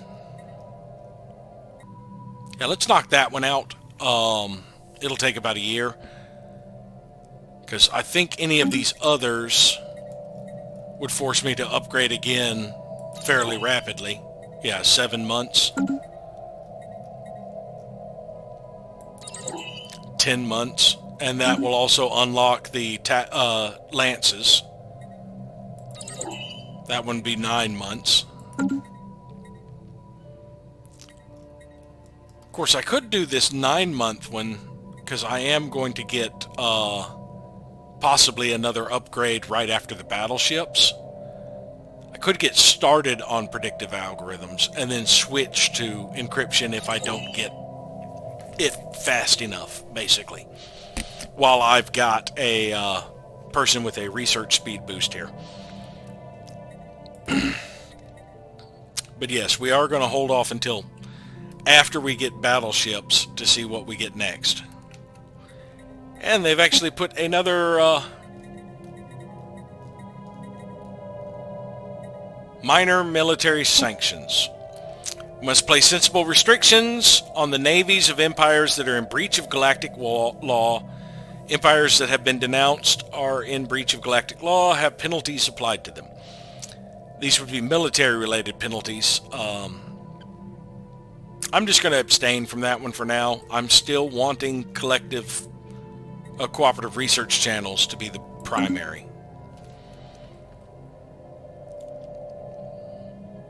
I do believe there should be penalties for being in breach of galactic law, though, so I'm all for that. Well, there's the Stellarite Devourer. Another one of the Leviathans. It is in Tilinesti Hive space. We have another proposal. Minor administrative sanctions. The diplomats of empires that ignore galactic laws should be firmly but politely shunned. There's one or two more sanctions that'll probably be proposed. Knowledge is the key to the universe. All right, we get to select another tradition. Harmony will reduce the mineral and food upkeep. Oh, in the end, it'll also reduce my empire size from POPs, which is by far my largest area. That would drop it by 75. The choices in it takes your POPs will demote faster, leader lifespan, more edict fund, and stability on all your planets. So overall, apart from the empire size from POPs, this isn't really that hugely beneficial to me at this point. Let's see, we get operations refunding infiltration level cost, code breaking, encryption, boost our chance to evade for ships, boost our tracking for ships and code breaking and operations, gives us another envoy, boosts difficulty of operations against us, and increases our infiltration speed. Unyielding, that was the one I was trying to think of before. That will boost our starbase capacity and upgrade speed right off the bat.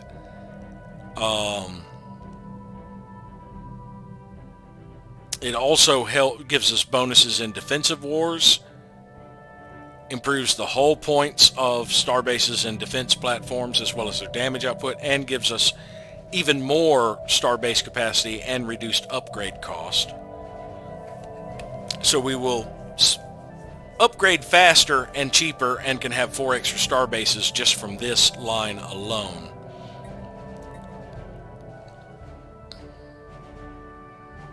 I tend to go Harmony, but right now I don't think the benefits are that spectacular for me. I'm thinking Unyielding is better off for me. I mean, when you finish Harmony and get the 10% empire size from POPs, that will make a huge difference. Because right now I have boosted technology and tradition cost, and knocking about 75 points off my empire size would make a pretty damn good difference on this. Especially on the tradition adoption cost. But I think I've pretty much got my things under control. I think I'm going to go with Unyielding first. The galaxy is vast and full of dangers. We'll get another one in a little over 4 years. Battleships. The largest of the standard military vessels, battleships are traditionally heavily armored and sport several gun batteries.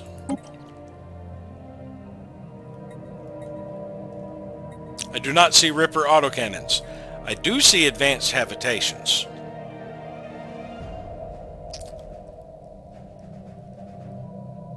And then there's always Orbital Ring. I could have that in a year. It'd be 2 years to boost my habitats to add more building slots.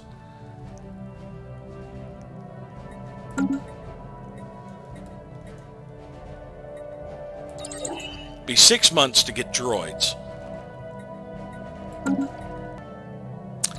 I think I'm going with habitat expansion because I do need to expand the habitats I have. So that they can get more building slots, 2 or district slots. One of them is already full up on districts. Yeah, wait, that only adds, wait a minute, this only adds district slots, not building slots. But I think it does improve the capital. Right now, districts aren't my problem on, I can hold off on advanced habitat for now. Let's get the orbital rings. I've never actually played around with them. I want to see what they're like. So we're going to get orbital rings. And since we don't have another technology coming up here, we're going to swap out this one for the negative time keys and work on it. And now we can go about upgrading our ships, and we also need to design some battleships.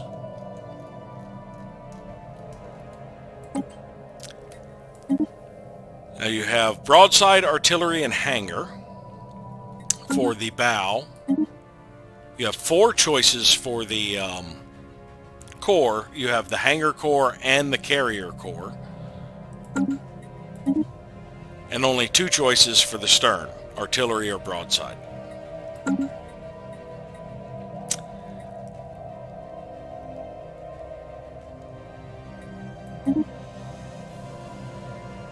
So if you go all artillery, you have nothing but large weapons on your battleship. Now, in the combat update, large weapons will have a minimum range with the exception of lasers. But I actually want my first battleship to be a carrier. And we will give it an artillery stern, just because it needs a large weapon. It's got plenty of smalls and mediums with these.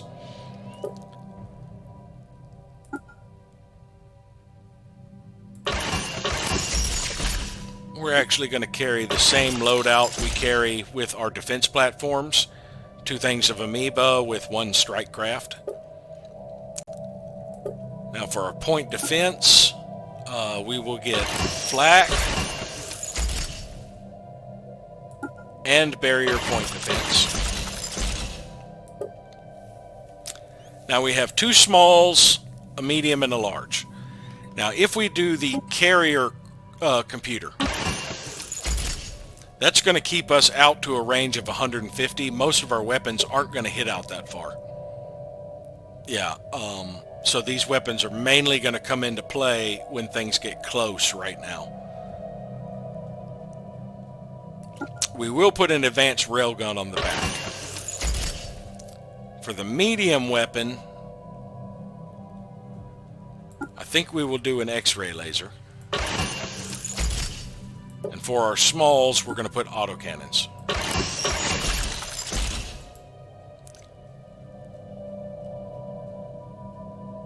That gives us a wide variety of ranges. With the AI currently, even though this says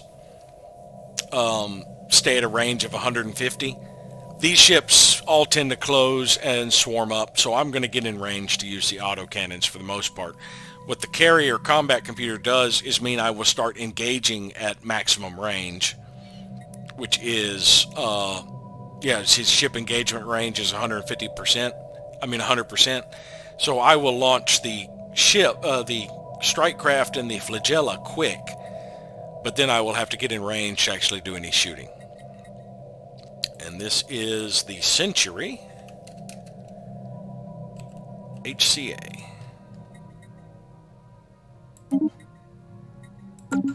So we can get rid of their default Century. So we do have a carrier one designed now. Now we actually need to look at our fleets and see what the weakness is for our various fleets. This one has anti-large craft as the corvettes. It has pickets or interceptors for the destroyers. And the cruiser was... Oops, wrong button. The cruiser was kind of a picket design with a carrier.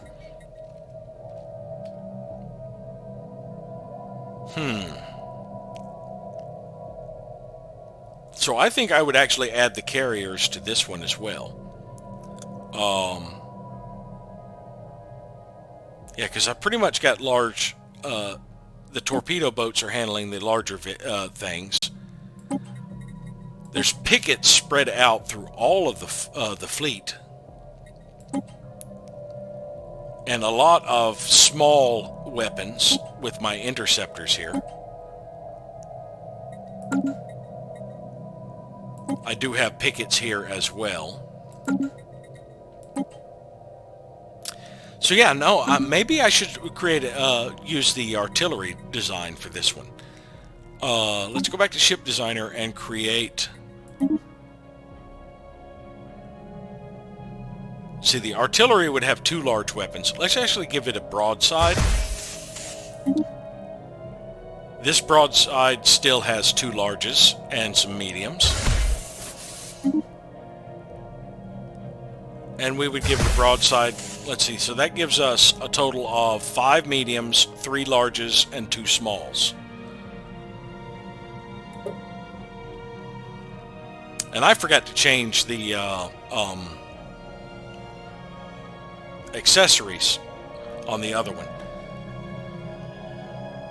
So let's see, if we went artillery, we would be at a range of 80 and have plus 20 to ship weapon range.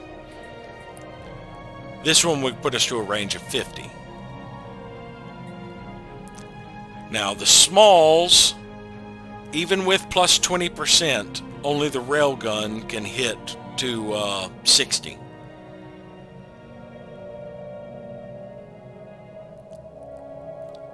So yeah, we're going to do the line computer. That'll put us to a range of 50. So any of our smalls, yeah, we'd have to use railguns or null void beams for the smalls, really. Because the autocannons wouldn't hit at that range.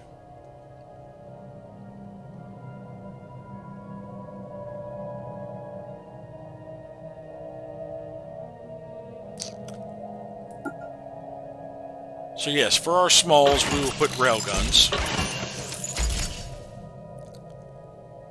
For our large weapons, we are going to want a large railgun. And we will get 2 large plasma accelerators. And for our mediums, we will get some lasers in the middle here.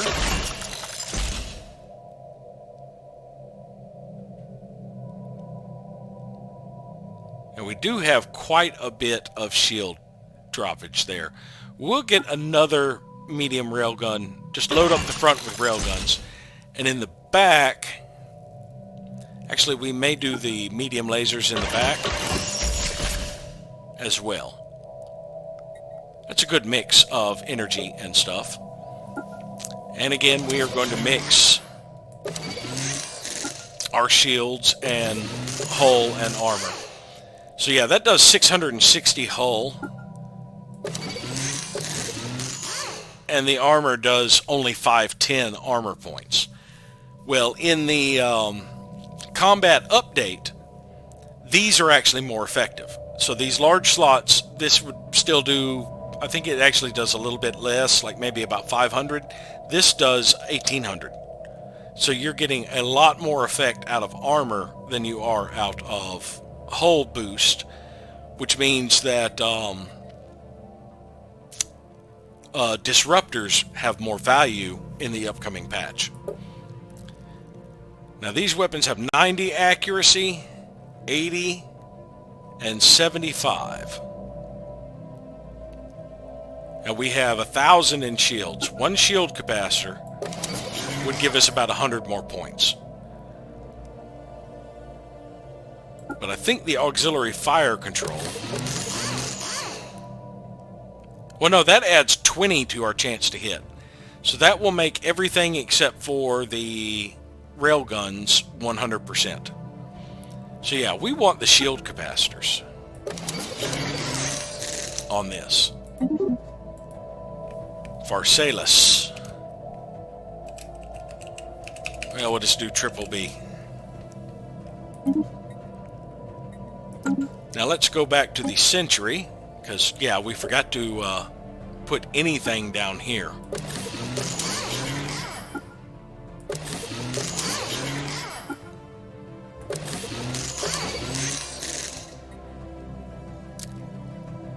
Now these weapons all have moderate accuracy, only about a 75. So I'm thinking we will do the fire control on this one, because this does not give bonus to hit.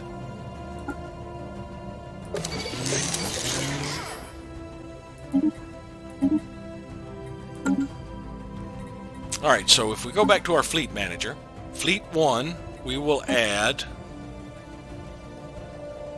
our new battleship, the Pharsalis. And we can only get one in there before we're at our combat limit, because they're 8 apiece. So with a extra fleet capacity of 30, that would allow us to add 4 more battleships. So we could have 5 battleships.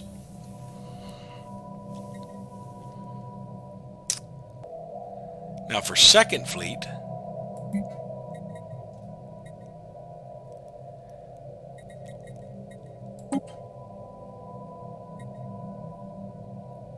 has an artillery cruiser, picket destroyers, and interceptors for the corvette. So yes, this is the one I would add the carrier to.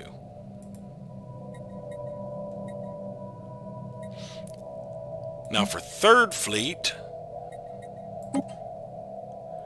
we have a missile boat that's going into picket range, actually, for our cruiser. Our destroyers are artillery, and it's primarily picket with some interceptor there. And for fourth fleet, we do have a hangar class for our cruiser, but it is primarily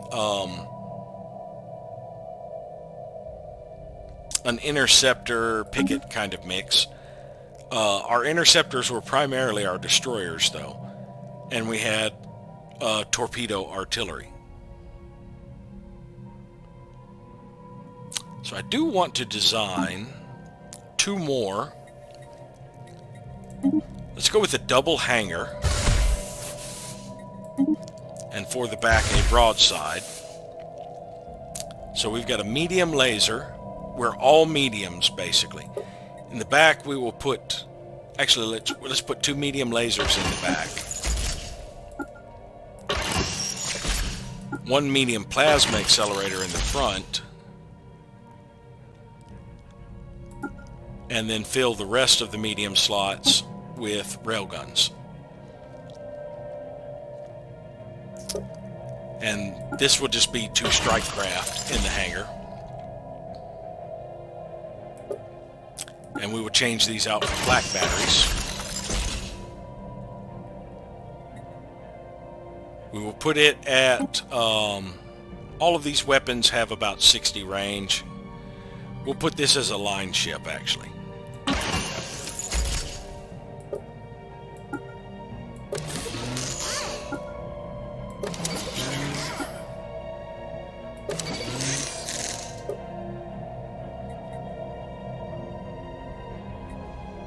Now the line ship adds 20 to the chance to hit, so we will give it shield capacitors as well to boost its shields a little more. It's the Hornet.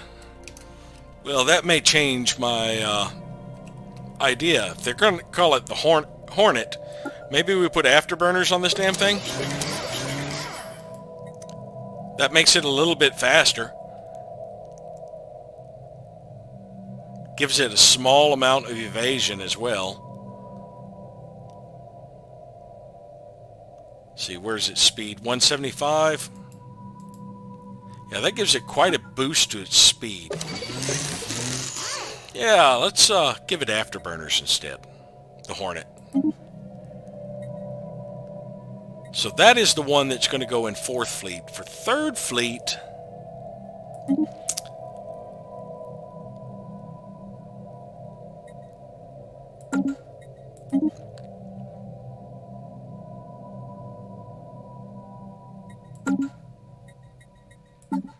we have another look at 3rd Fleet. So that was 4th Fleet that is getting the Hornets.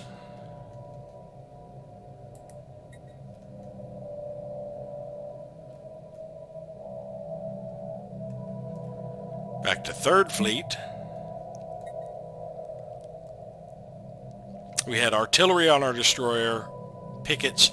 What we were mainly missing was some sort of interceptor. This had a little bit of interception. And the missiles.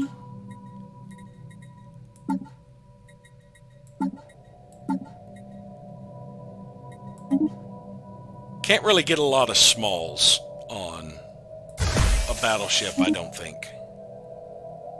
Well, yeah, if I went with a carrier, broadside and carrier.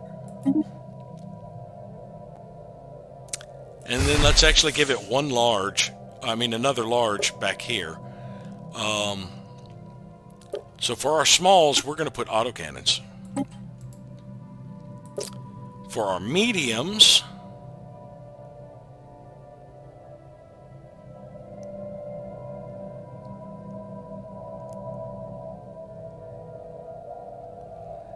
we'll put plasma accelerators.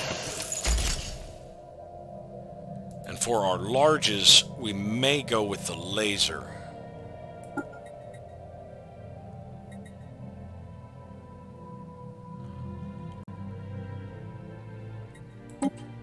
Yeah, we'll do 2 lasers for the mediums.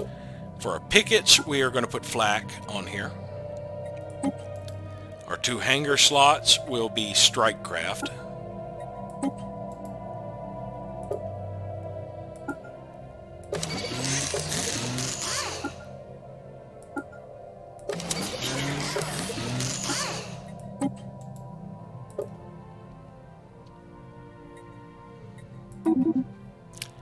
And we will do shield capacitors for our auxiliaries.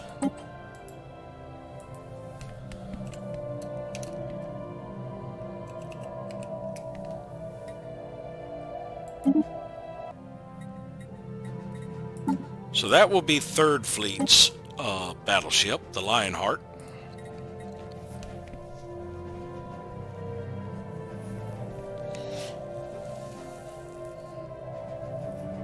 And we just need more fleet capacity to be able to put more battleships in our fleets.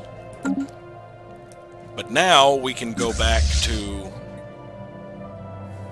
upgrading all of these to use the new weapons and that we have unlocked, and then start churning out reinforcements for them. But it's going to take a lot of alloys to get those battleships built. It's going to be about a year before we have to worry about any more potential upgrades. And once I get a battleship churned out with these, I think I am going to try my luck with the Yankee Matriarch that has got to be in that system. So I will have my fleets all, once they're done upgrading and get their battleships, converge over this way and see about clearing out that system so I can at least take out a Leviathan. And if they handle the Leviathan fairly well, without too many combat losses, once they are refitted, I think they will be strong enough to start taking out these guys. And I can start pushing through the Marauder territory, which will give me room to expand and get an L-gate in my system finally, because I do plan on claiming these systems. Now these, I believe, actually count as star bases. Well, they're listed as void dwellings. But I think they count as star bases. I don't think I take these over with armies. I believe I forgot to renew something this start of this year. Nope, salvagers get renewed next year. The special project has concluded. Gulanthas are large, flat herbivores that have evolved internal gas pockets, enabling them to hover a few centimeters above the ground. They move about in herds consisting of a few dozen animals, grazing on the moss and lichen that can be found on the windswept plains of Blizzard. They are ruthlessly hunted by the planet's apex predators, and our biologists on the UNS Aldrin estimate that only a few hundred Gulantha herds remain. One of these, consisting of 9 animals, has been successfully collected and will be brought back to Earth. Yeah, that's a chunk of society research, which is going to, all of these are going to end up giving me a lot of stored society research, that will eventually bleed off, boosting my society.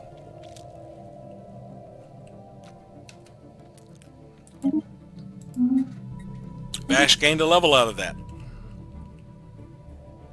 Now those special projects are a good way to level up your, yeah, I figured I was going to cap on credits. Special projects are a good way to level up your scientist because their level doesn't affect how long it takes. You can use a relatively low-level person to knock out a project. Got a favor with the Holy Gagassi. One thing I forgot to do at the start of the year was distribute luxury goods on one of my worlds. It's actually buy alloys. That'll give us quite a bit more time before we have to worry about energy credits. Capping. Also help get our upgrades flowing along fairly quickly.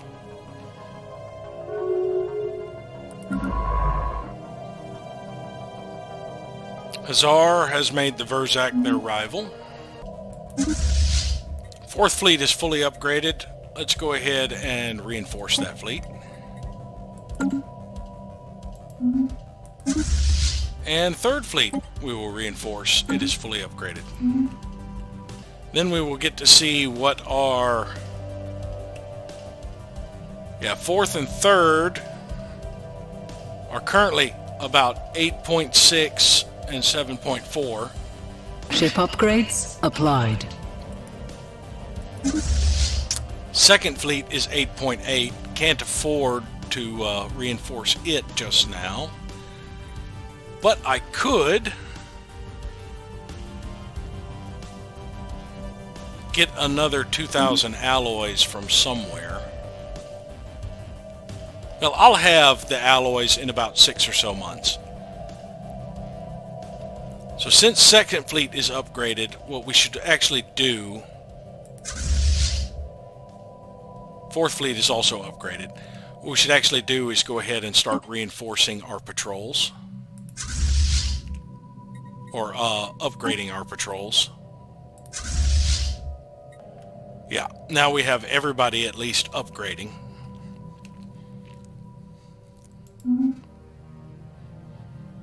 I haven't actually checked piracy in a while. Construction completed. A fleet does not run on zeal alone. To ensure steady access to critical supplies, we should organize our logistics corps into dedicated support vessels. Doctrine support vessels. Now I want fleet command limit. That's exactly what I wanted right there. I actually need another 10 points eventually. So Doctrine Reactive Formations is the one I want. Finally getting offered gene tailoring again when I've been ignoring it early in the game. We'll have that in 5 months. And then we will be able to add another battleship to each fleet. Now if we look at the star bases that are actually we can look at the fleet manager to find it easier. Yeah, if we close out the choose design, yeah, it takes a year, over a year to build up one of these ships. Second fleet just started theirs, 370 days. So a little over a year. Ship upgrades applied. First fleet is fully upgraded. 8.9. So yeah, Ship upgrades applied. My 4 fleets together should be about 40k. That should be more than sufficient to handle the Yankee Matriarch. Minor research sanctions. Empires that are in breach of galactic law must permit regular inspections of their research facilities to ensure that they are in compliance with the galactic requirements. That was Hisuk, Commonwealth of Man, and Tilinesti that wanted the sanctions passed. Ship upgrades applied. And my patrol fleet should not take long to upgrade whatsoever. Looks like some piracy popped up. Here in the Letherian Vortex that interrupted my orders to go research that project, so my ship turned around. 4.2k worth of, but I could be able to pop through the hyper relay without getting attacked, I believe. I'm kind of hoping they deal with their piracy. They've got some pretty big fleets over here.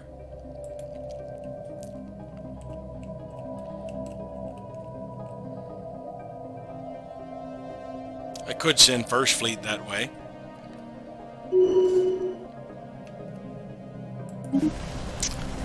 Mubarak added a branch office to Avalon.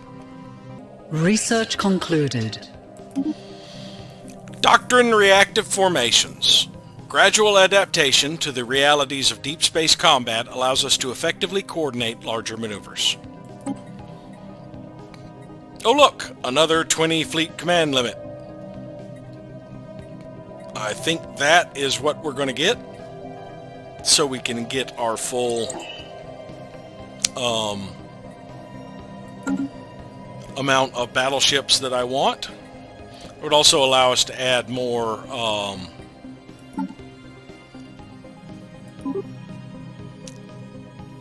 let's see, with the 20 I can get 3 battleships. With 10 more I could get 5 battleships, and then with the extra 10, cruisers are 4 each. Yeah, because I'm only going to have 10 extra. That would give me like 2 cruisers and 1 destroyer extra, I guess. Or I could go with 1 cruiser and 2 destroyers. Or I could stop at 4 battleships. Or 3, even 3 battleships.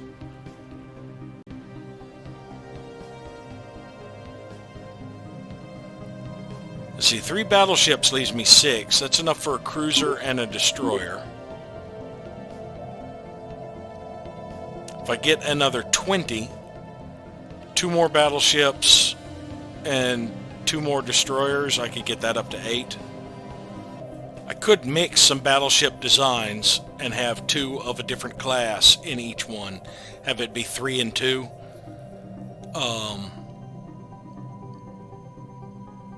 That would still leave me 10 points to play around with.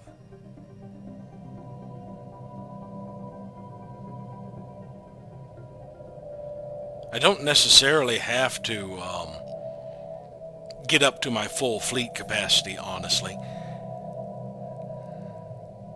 See, with an additional 10,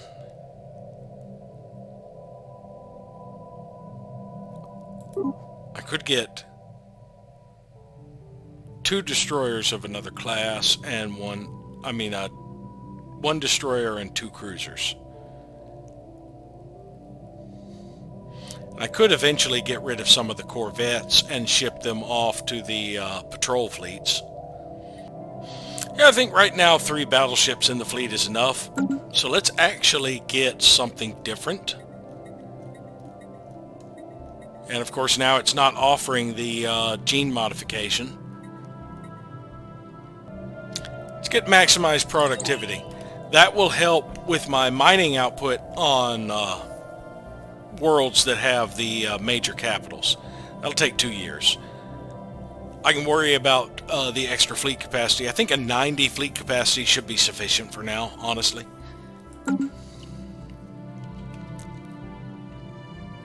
It's going to take me a while. Upgrades applied. It's going to take me a while to fill out that fleet capacity anyway. So I'll have about 3 months to spare when my colony ship gets in orbit of this ruined ring section before it is actually completed.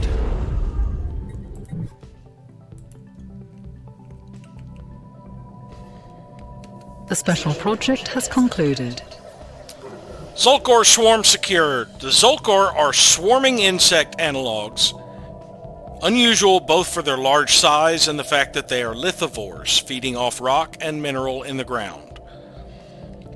One of the shuttles belonging to the UNS Einstein sustained serious damage when it inadvertently passed through a large swarm of several Zulkors began to feed on its hull. The construction of the special containment facilities required to hold these creatures has already begun at the Museum of Exobiology on Earth.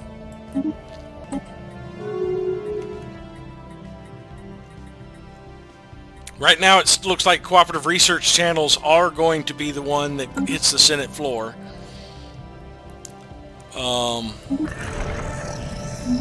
United Ubaric Pact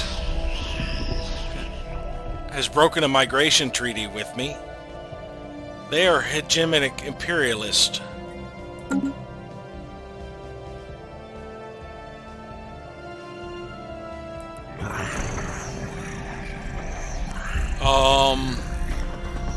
What just happened here?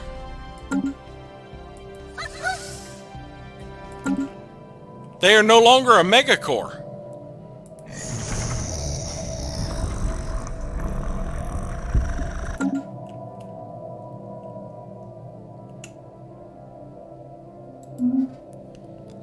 That will mean, yes, all the corporate holdings have disappeared.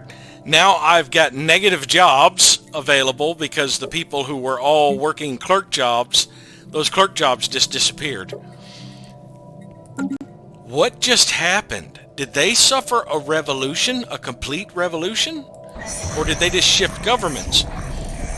But they ceased becoming a megacore. That is unusual. Usually a corporate authority will always remain a corporate authority through the course of the game. Were they potentially the victim of a liberation war from someone?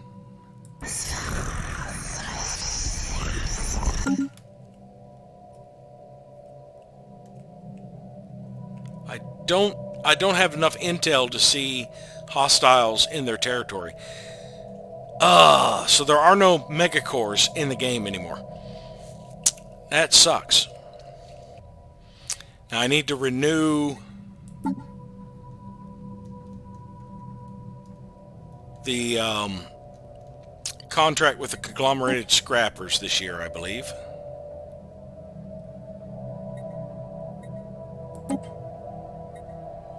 Yes.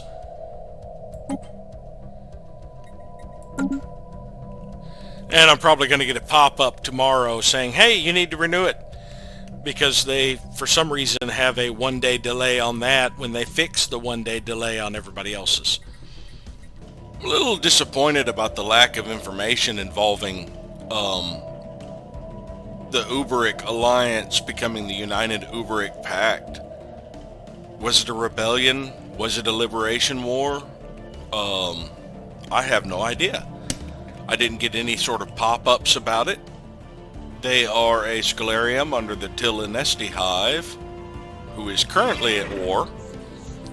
They are in an offensive war against the Ivzorak, Commonwealth of Man and Citizen State of Azuk. But I didn't get a notification about a war ending, any sort of peace, which would normally happen when somebody loses a liberation war.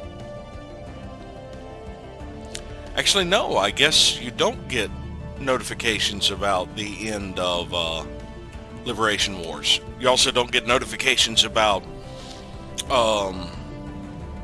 revolutions, which I didn't get a notification when the empire over here imploded and became the Darbalin. Lack of information always kind of annoys me. Yeah, we got the pop-up even though I just renewed the deal.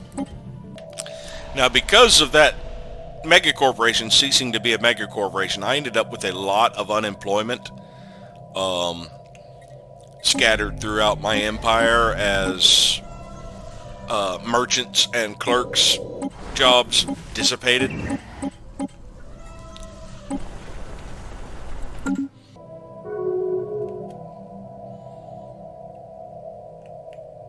Citizen state of Azuk has declared Tilanesti Hive their rival. They're at war. Are they actually taking the time to declare rivalries?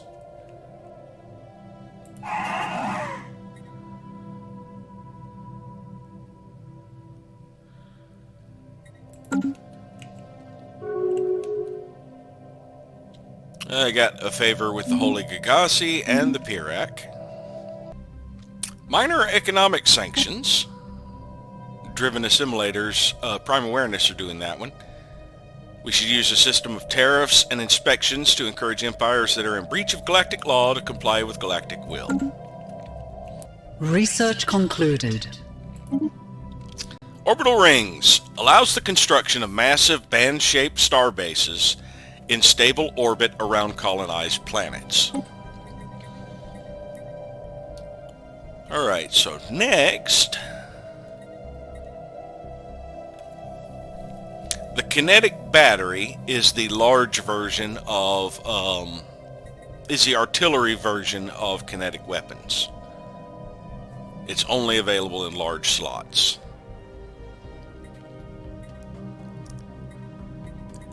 There it is, the one that I had been working on. That one would take a month. I am currently in the process of upgrading fleets, damn it.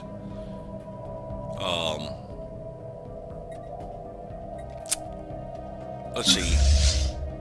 59% won't be done in a month. 93% will be done in a month.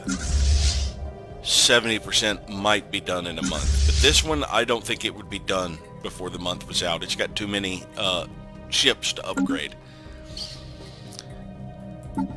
So we're going to have to hold off on Durasteel armor again.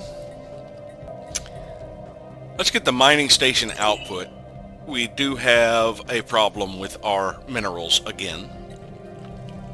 That will also boost our volatile motes and exotic gases as well. Now we should have a constructor ship somewhere. Let's try Earth.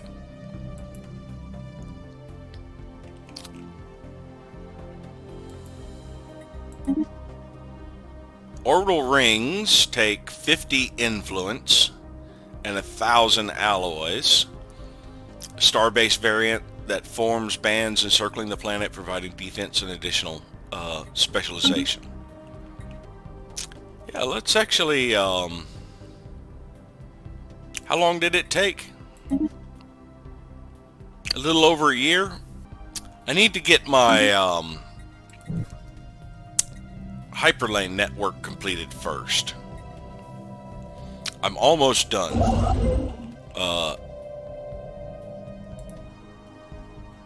As a matter of fact, he can start on another one right here.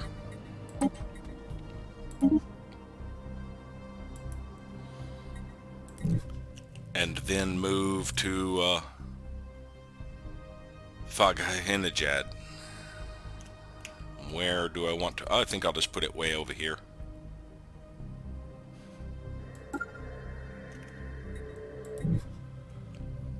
Yeah, I've got 1, 2, 3, 4 more, and it will finally complete all the way to my Scalarium. And then I will probably run down this way just to have a network that connects up with the Fire Tribes of Kel. I don't quite have a connection all the way through to them yet. They haven't built all the way to the border. Ship upgrades applied. I think I have 2 more fleets that are currently upgrading. If they get upgraded by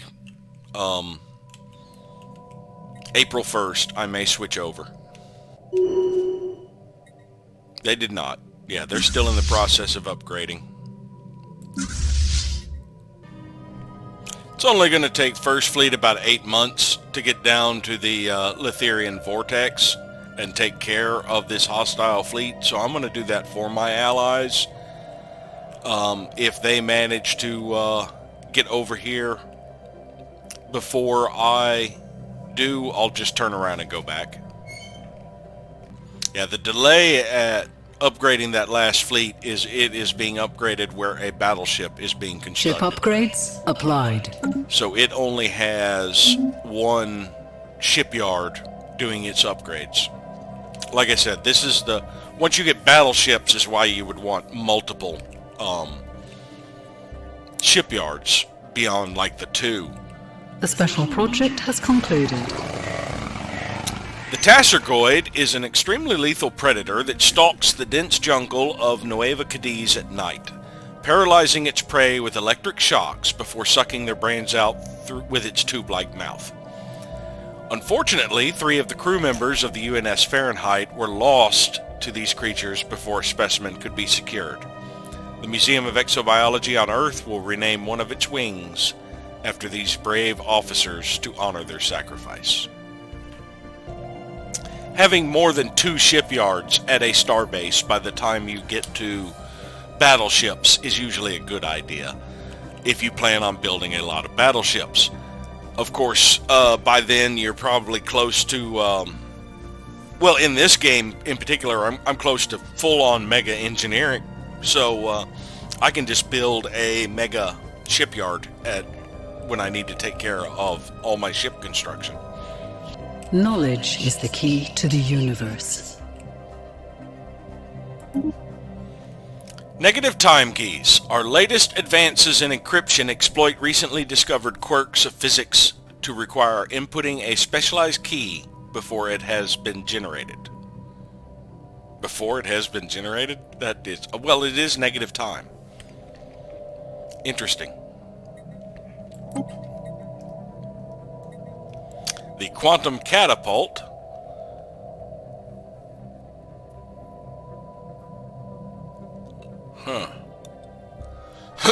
that's a megastructure. The Sentry Array extends sensor range to cover the entire galaxy. There's another megastructure. So both of these are megastructures.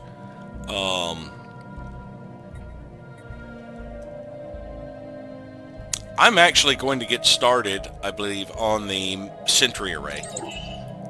Well, that would be 4 years. But these are rare technologies. And I do want the Sentry Array to be able to see the areas that I can't currently get to. Over here. And behind the Lavis freebooters. So yes, we are going to start work on the Sentry Array. It's going to take about 4 or 5 years before I can do it, and then it's going to take a lot of... well, this says the cost is unity, not influence. Interesting. Yeah, it's going to take a lot of alloys to do it, though. But that's not that big of a deal. Biggest issue I have, which you've probably seen, is not really wanting to take my ships too far away from shipyards because they need to come back and retrofit every now and then. I like my ships being top of the line. But we are going to start churning out some more battleships here.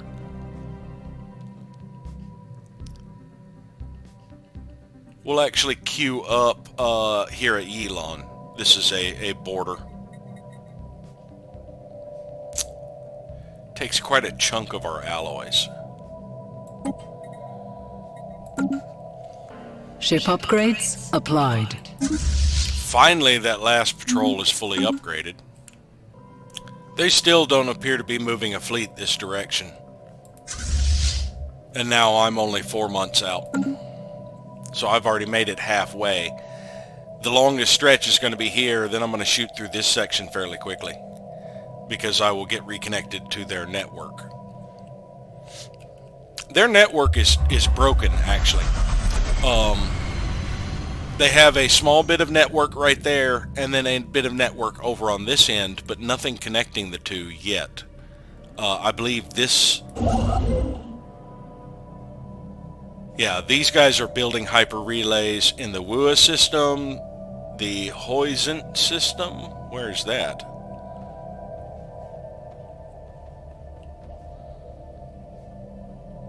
And the Escapist system. There's Escapist. Where's Hoyson? Easiest thing to do would be to search for it, but I'm stubborn. It has to be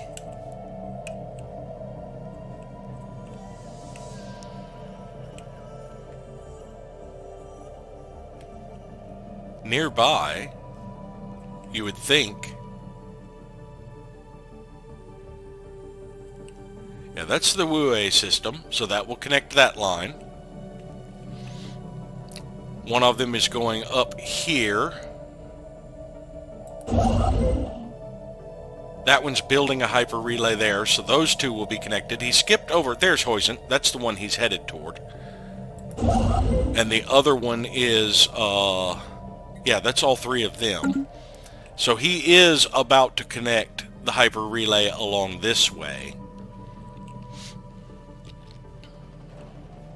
But he's doing it in a weird order. He started with this one, which wouldn't connect to anything. I would have started with Hosen, because it would have connected to Caos Borealis. Building on what remains of the ruined ring world in Cybrex Alpha system, our engineers have managed to fully restore one of its sections. The new biosphere had to be created more or less from scratch by our leading planetologist, but it is now considered stable and ready for habitation. And we have... yeah, no blockers are on here. Industrial segments, strong industrial base, agricultural segments, research segments, commercial segments, and city segments. An immense band encircling the system's sun, built to allow for numerous artificial habitation zones along its inner span, freed from the restrictions and mundanity of planet-bound spherical existence. So yeah, you can get a lot of food. That is the only real resource you can get on here, basic resource. Other than that, these are best for industry and research. I mean, I could do trade, but, you know. So we are going to use the one that isn't idle around it.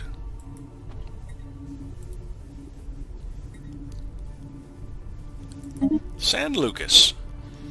Now, once this one gets built, it only has access to 10 districts. We are going to need some housing districts. I believe these provide, if we want to support any of the building slots, these won't provide enough. We're going to need at least one housing segment. But I believe we are going to make this a research area. Food is not that big of an issue. We have planet-side food we can do. What I really need at this point is mining, so I believe my next habitat is actually going to be a mining station. And I will get focused on some of the mining habitats. Since I've got that for research, I'm actually going to relocate.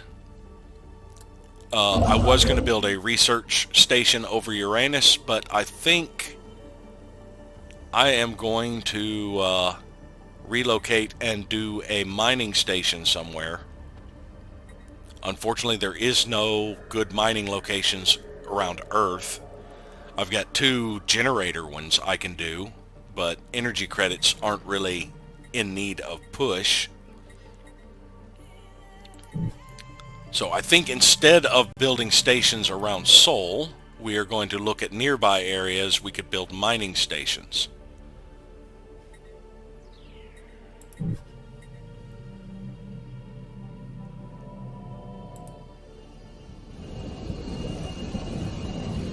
Caravan is a prime candidate. It only provides a small amount of minerals. I could easily, and I could build a, oh, that is the prime candidate right there. So we're going to relocate the Amazon to there. And that's going to be my next habitat, is Coravon 5, because not only can I build mining on this I will be able to put an exotic gas extractor and improve how many gases I am getting out of that. Now, I could get started on another ring world segment if I had 10,000 alloys. So I believe I will be going through and seeing how many alloys I can get from the various people I am in contact with. Let's actually start with the Prime Awareness and see how many alloys they still have.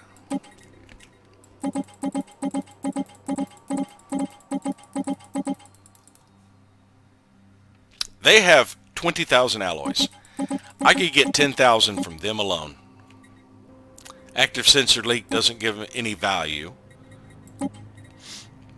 Are they interested in food? They were interested in food last time. There is some interest in food. Let's give them about 4,000 food.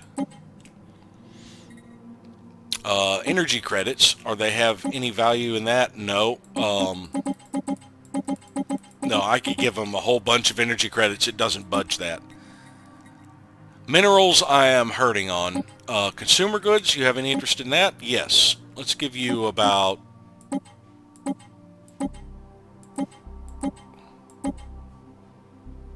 That's quite a chunk of my consumer goods, but leaves me with 3,000, but I'm not really using them for much right now. Let's see. Food is still not budging it. And actually, we probably should have just done dark matter. That would probably take care of most of it. Let's see. If we give them 500 dark matter, we can cut down on how many consumer goods we are giving them.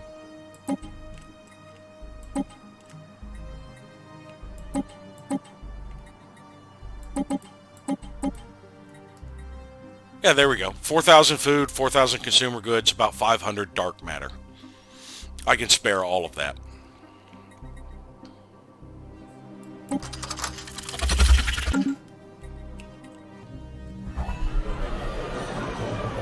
League of Phemisto has had an ethics shift. They have become more outwardly egalitarian by embracing the Friends of Liberty Foundation. They are now erudite explorers and a direct democracy.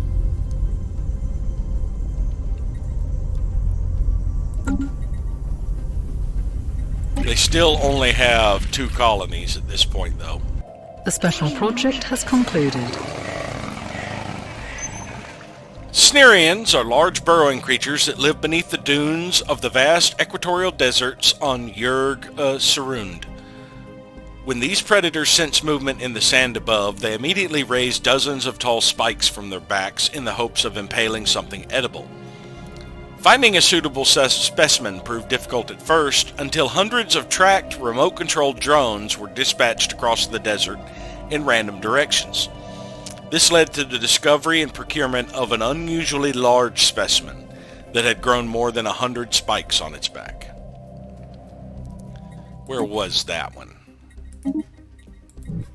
Alright, that was the one in Hazar Commonwealth space.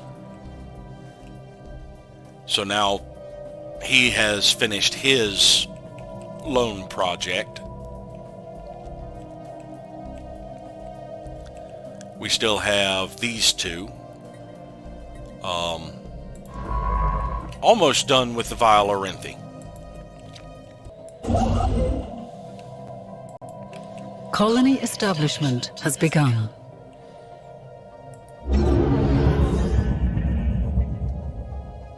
It would take 1 year and 2 months to fully colonize this ring world.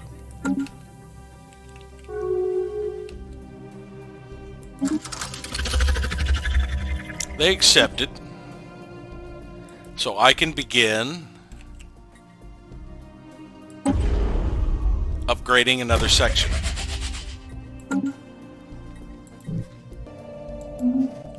Research concluded. Fleets of autonomous drones equipped with mining beams are deployed to quickly and efficiently gather nearby minerals. Autonomous mining drones.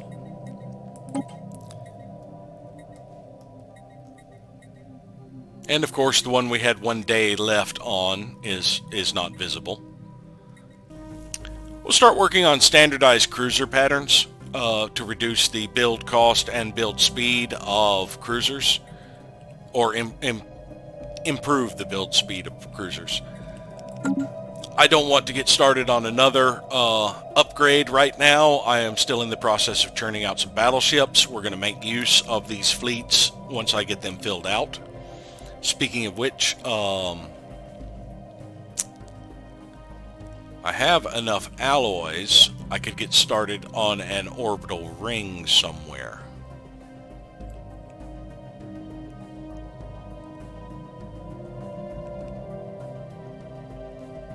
Yeah, I'm still quite a ways from having the rare crystals to continue my network. So I think before I move there, maybe I put an orbital ring around Earth.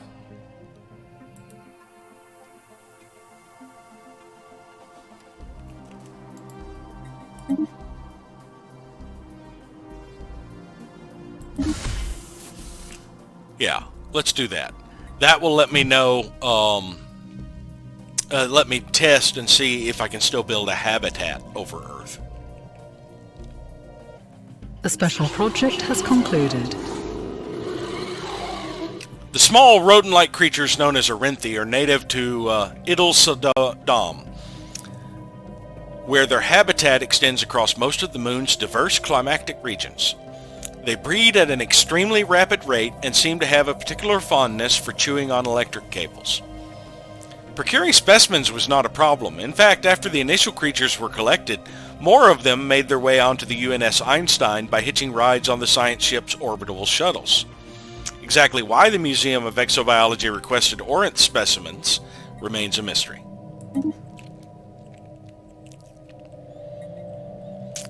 So I have one more to research up here. And this one down here. And I believe that would be it for the museum quest. So Akatsuki has finally gotten up, Akatsuki has finally gotten up to where it can upgrade to a planetary capital. That's going to help out. It's one of my mining worlds, so getting an extra 10% resources from jobs from all these miners is going to help out. And I've been trying my best to fill out these miners by shifting them over from worlds that no longer need their miners, such as Storm. I just shifted a miner over from Storm because it will be getting one within the next 3 months to fill out that one slot. We're about a month away from the Letherian Vortex and clearing out these pirates. Engaging hostile forces. The Gunslinger, the Impudent Whelp, and the Turning Point. Yeah. I wish I had thought to put a leader on here, but so I get a little experience, but oh well.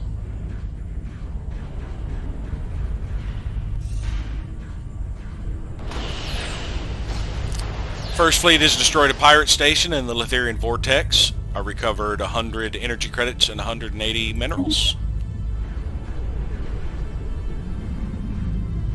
One of my ships did run away.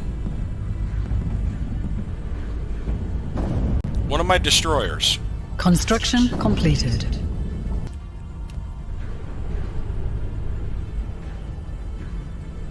Did I actually lose a ship or just have one take damage?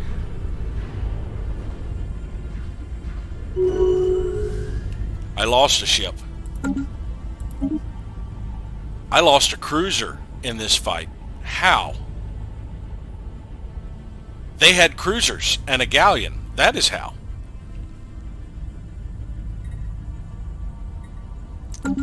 So I actually did end up losing a ship. Alright, you return home. But we did clear out the pirates, so they had a couple of cruisers. I was expecting them to have like corvettes and destroyers, so I can put you back to evasive. It's going to take a year for him to get over here to this elusive tar black.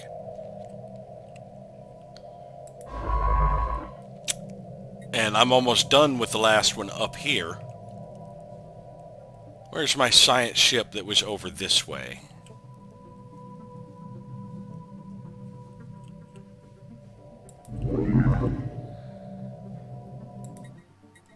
Let's go ahead and get the Canada headed toward that other ring section. And we're down to about 6 months left before the terraforming is complete on these two worlds. I didn't even think earlier this year I should have been churning out colony ships for them. So we have Mars and Alpha Centauri. They're both right near Earth. One of them is going to be Arctic. The other is going to be desert. So let's see. We need somebody with a desert world preference. Yeah, we'll use the Transchurk for the desert world. As far as the Arctic world preference, I think we will use the Azizans. Or Azizians. And we'll get both of those started. They will be out late, unfortunately. Verzak's ended their rivalry with the Hithians. So yeah, we need to replace a cruiser when we get back. And we have repairs to do.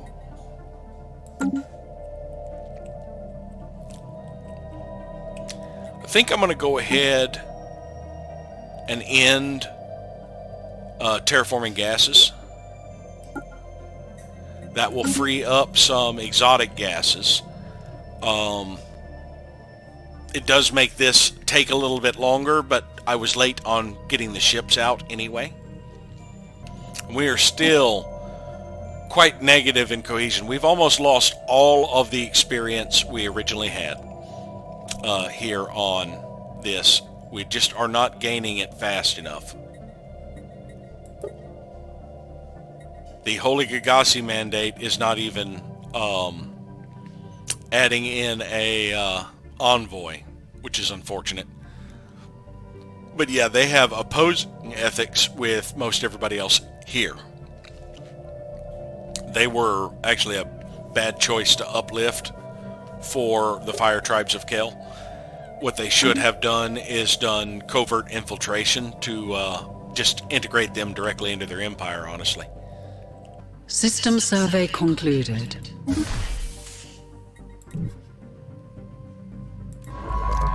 So we did finish this system before they claimed it. That's pretty much everything over this way.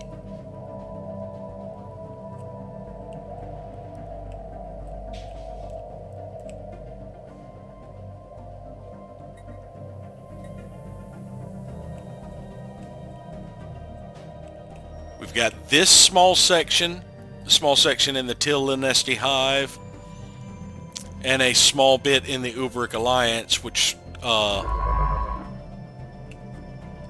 Stalk of Teal is in the process of clearing out. Other than that, we have explored pretty much everything over in the rest of the galaxy. Oh, we did miss Onab. Well, I'm over here. Yeah, let's go ahead and... We do need a ship coming back, so we will survey that system. After we finish the survey of that system, we are going to return home and assist research in San Lucas. Now that'll probably take quite a while to get back over here. Though I don't know, we'll be using hyper lanes most of the way. Let's see.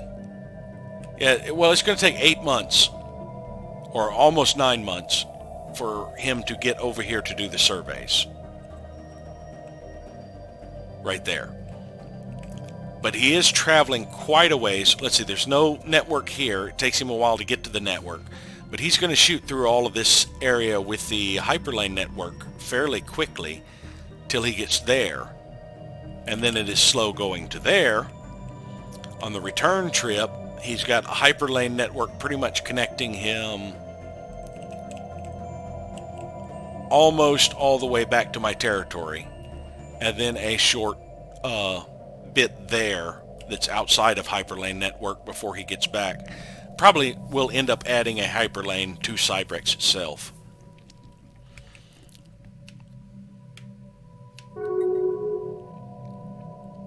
So the Senate is now finally in session for cooperative research channels.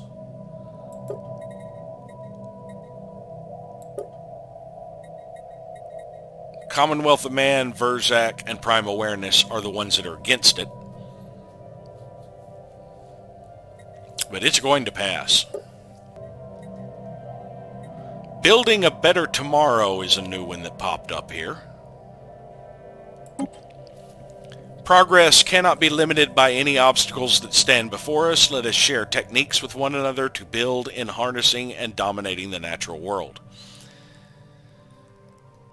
Alright, that's going to boost planetary build speed, alloys, and minerals, reduce habitability more, but boost your worker output.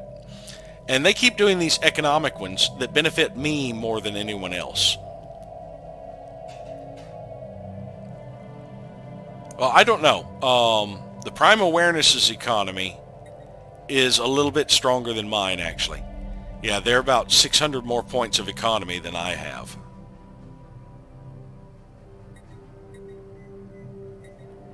But everybody else should have a weaker economy than me.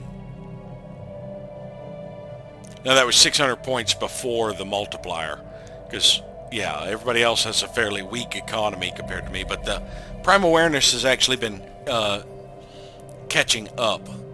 So I'm actually going to oppose that one.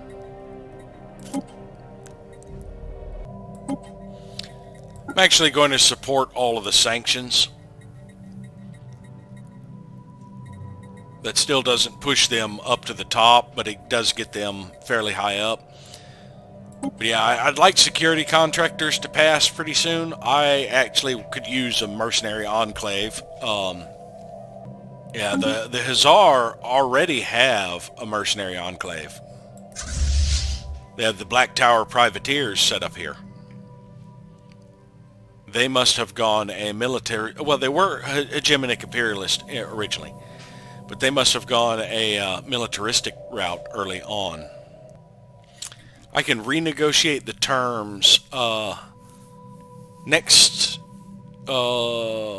yeah, it would be next episode. Because that's going to be 3,000... February of 2300.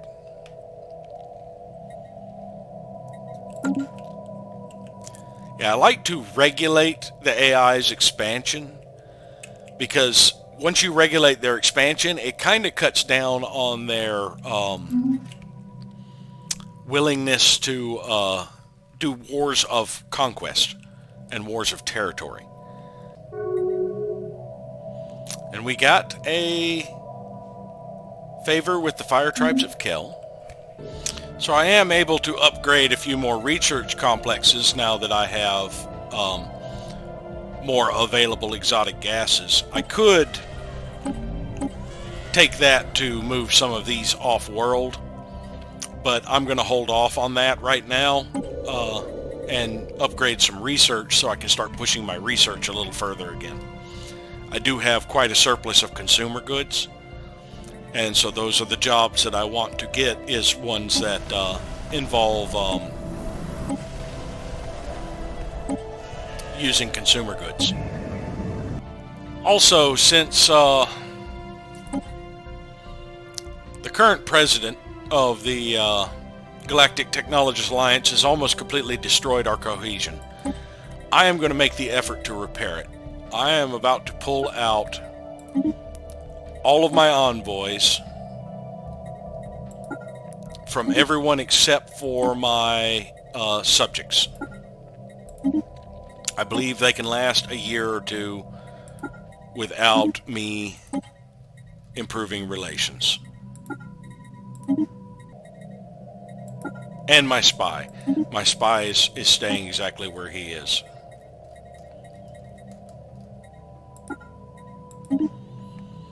So yes, now we should be upping cohesion. By October, I think we should have the cohesion positive again. Because we've lost almost all of our experience, basically, because of no one is really working on this well enough. So I have now contributed 10, and I will get them back out there by next year.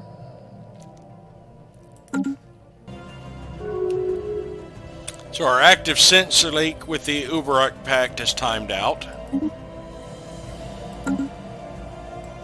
It's been 10 years since we did that. Verzak is now rival to the Grand Shu.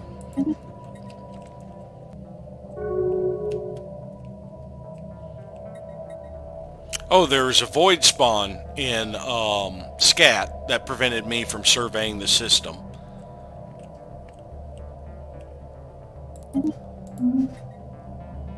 Our Scalarium hypothesis and processors has expired. We'll renew that next year, so we'll be doing it every 10 years.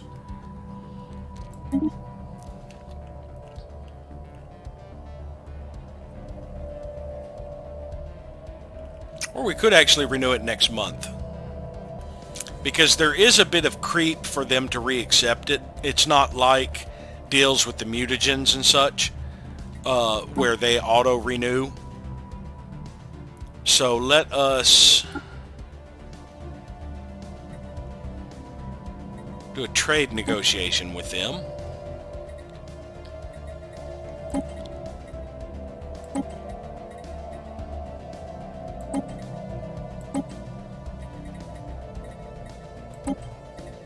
Actually, let's see if they've got any decent leaders.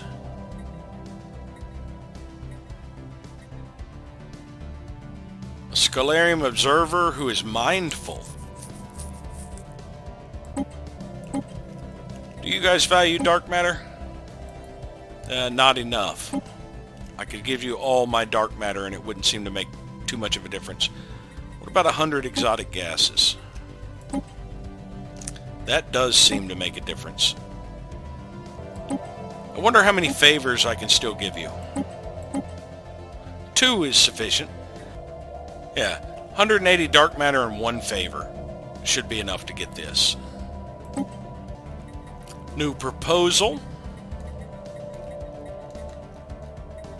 to Yankee pest control proposed by the Hithians. That was originally proposed by the Commonwealth of Man. Has the Commonwealth of Man been obliterated? No.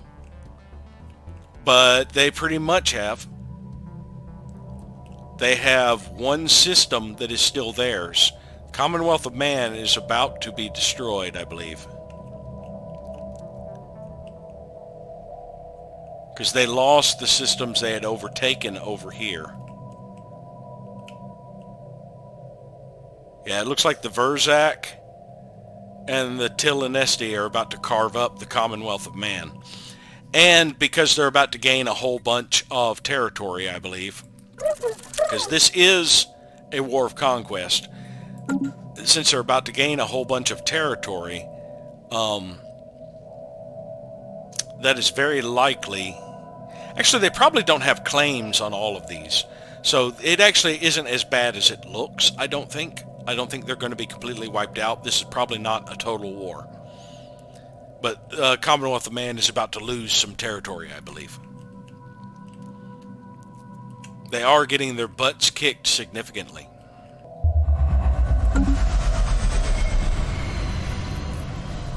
Alright, we've restored another section of the ring world. We could get started on the last one.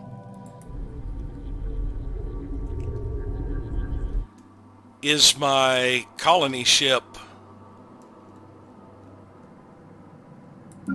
Colony ship is still on the way. Alright, cancel the orders. Because while it is in transit, it's not available for colonize.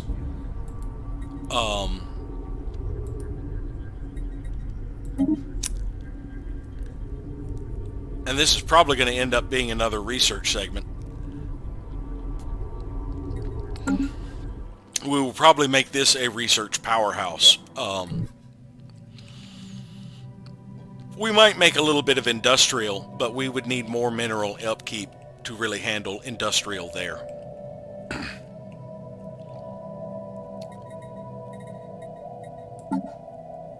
Well, let's return to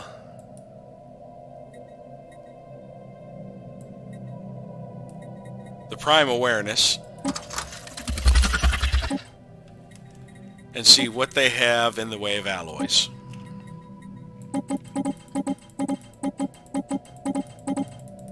They're already back up to 15,000. We might be able to get another 10 from them. Yeah, let's just give them 6 favors for 10,000 alloys. And then we will be able to get started on our final Ring World segment.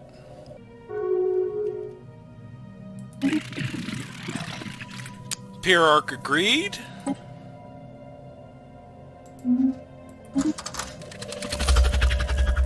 As did the Prime Awareness. So now we can get started on our final ring section.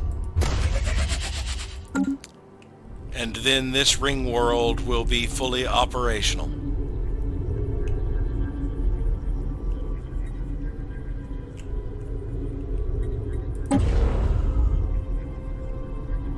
So it takes about 5.5 years,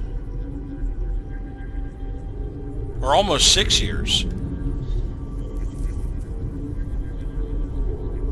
Yeah, 5 years would be 1,800 days. Another 360 would be, actually that's over 6 years, because another 360 would be 2160. So that is 6 years and 3 months.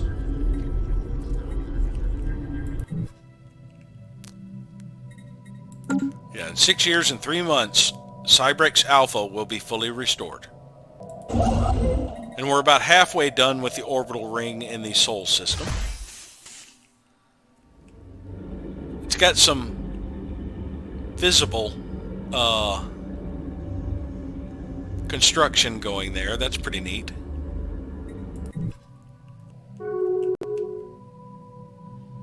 Commonwealth of Man has declared Tilinesti their rival. They're at war. Go figure.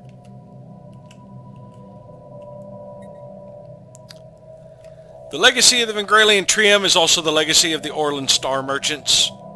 They are no longer with us, but their prescribed quotas must still be met. They've still got the Bauble collection, but they want 6 months of our society research for it. I don't need, I do not need consumer goods that badly. If that's all you got left to peddle is consumer goods, you are of no use to me. Construction completed. The crew of the UNS Einstein has managed to collect a small group of Udlorans from the icy surface of Verm to Berg. These white furry omnivores wrap themselves into tight balls and roll across the moon's snow fields at astonishing speeds. One animal was clocked at over 80 kilometers per hour.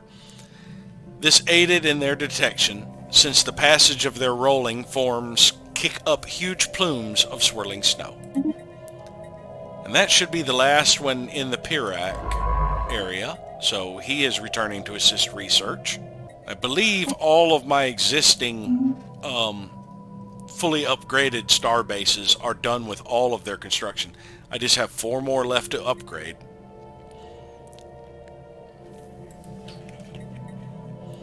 And I have one more, yeah, just the elusive Tar Black is the only one I have left to recover. We're about 3 insights away from completing the L cluster, We do not have an L gate in our system. There's one there at Succubus Ball. I don't think any of our allies have... Yes. The Kel picked up the other L gate over here. And then, of course, there will be L gates scattered all through around the territory. It does not look like the Prime Awareness have access to an L gate. We are nowhere near being able to open the L gates, though, so that's no rush on that. So he's still about 6 months out from starting that one, and I believe these take, yeah, they take 6 months to complete. So it'll be another year before we finally complete the follow-up to the Terraforming Candidate mission.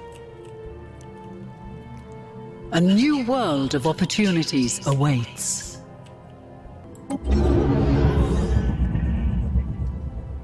That will be done by August of next year. So I checked to see what it's going to take to renegotiate the contract. I'd be able to renegotiate the contract with them in 7 months. It's going to take 175 influence to renegotiate the contract. So I'm going to need to start banking my influence for that. Research concluded. Standardized cruiser patterns. Establishes new standards for the modeling and construction of cruisers. Greatly improves the efficiency of the production pipeline. Citadel. Droid workers. There's the Ripper autocannons. It'll only take a month.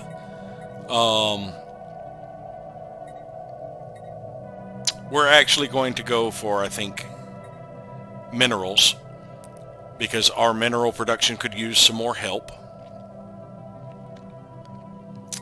Those ceramo metal alloys, that is also a useful one.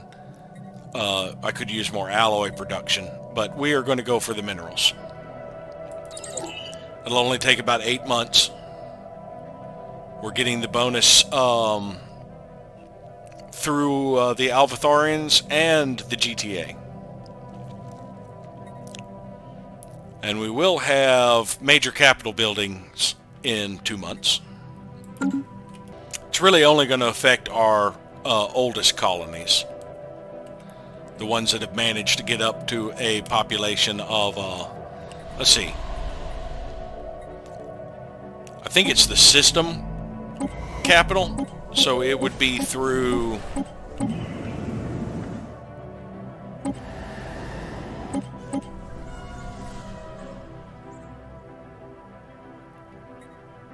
Yeah, we've got quite a jump here. We've got the planetary capital to the system capital. I guess it would be the planetary capital. No, it would be the system capital complex that gets that bonus. So it would only be our colonies that have a population of at least 50, which would be Avalon, Blizzard, Almadein, Nueva Cadiz, Euxena, Storm, and Earth. Our first half dozen or so. As the Orland Memorial Caravan entered the orbit of Avalon for what should have been a brief courtesy visit today, a spontaneous outbreak of goodwill turned it into a combination of open-air market and party. Many bonds between humans and Vingril were forged, and much trading took place. And I'm getting close to my energy credit cap, actually. I'm probably going to end up spending some of that within the next few months. Because I would cap out at the rate I gain pretty much by the end of the year.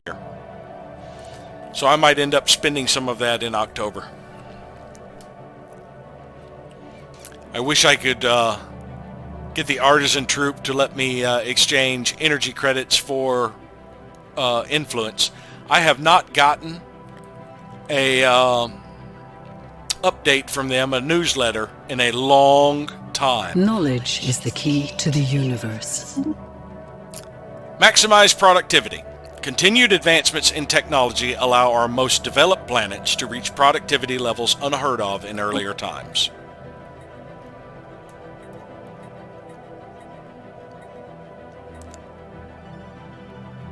But we don't really need that one anytime soon. Leader lifespan is the cheapest to knock out at this point. It will only take 4 months. We will work on that one. Our president is getting up there.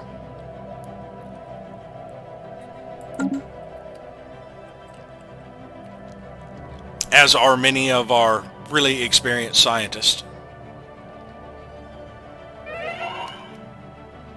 As I just said, Trickad in the Einstein has passed away. Where was the Einstein?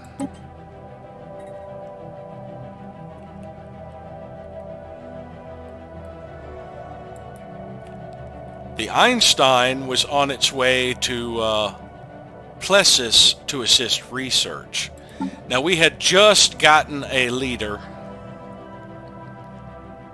Anomaly research speed, anomaly discovery chance, and more anomaly discovery chance. We will actually change that one out for one doing surveys. Oh, the noble is... Let's see, where is the noble? The noble is inactive. We'll change that one out for the noble.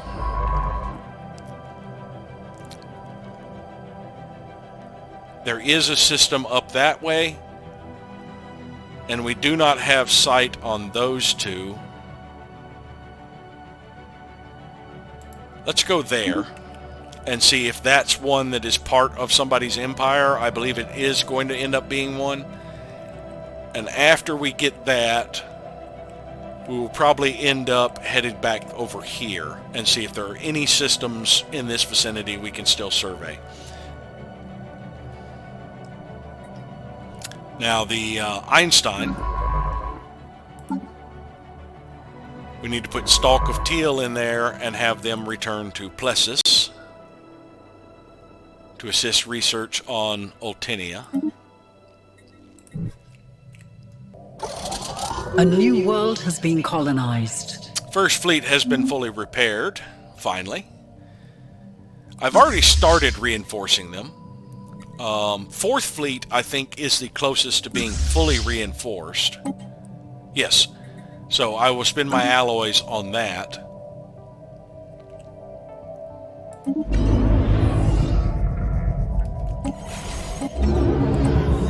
And we start with every building slot available.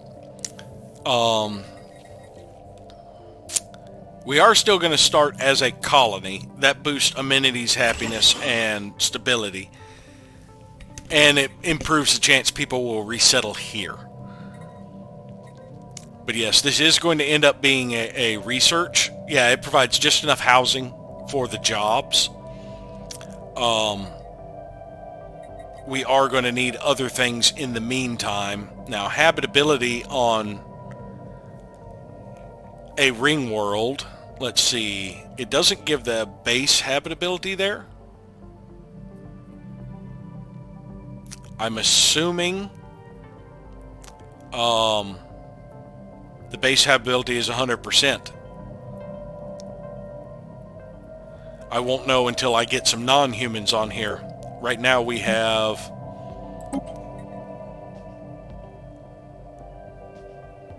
Well, they have 100% habitability. Of course, they're also continental preference. And we have a lot of bonuses. But yes, these guys will make decent researchers and provide decent unity. So I believe our first building here, we don't really need the gene clinics for, I mean, the pop growth is nice, but we don't need the habitability bonus. I believe our first building here will be a monument.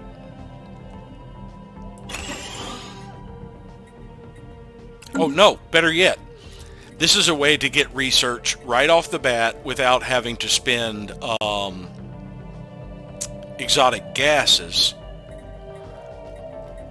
We could start out with the research labs. Yeah, we could put a couple of research labs on here. Now we have room on these planets to pretty much build whatever the hell we want. We are going to need entertainers, but I believe... Yeah, that's what the buildings would mainly be for, is entertainers to keep our amenities up. So we'll probably end up building a couple of holo theaters here. So that'd be, 2 slots worth of holo theaters. Of course, we've got the monument and the Capitol. That still gives us 7 more slots. 8 more slots. We could put a couple of research labs and a research institute. For the remaining 5 slots, we could actually put some refineries on here to kind of help with the exotic gases that they are going to need to fuel the research segments. Yeah, we could put some exotic gas labs on here, or just load it up with even more research if we don't have that much of an issue with the exotic gases. Well, this is annoying. I look at worker unemployment. It says that I have one Azizan who is going to most likely migrate to Al Madain. Al Madain is a savanna world. Their default habitability on Al Madain is 20%. Why don't you migrate to an alpine, tundra, or Arctic? I have alpine and tundra that could use jobs. Ugh. Anyway, some of the lack of logic here kind of bothers me. Terraforming on Proxima Centauri B has finished faster than initially estimated, which has left terraforming specialists with time to experiment, and the results are impressive.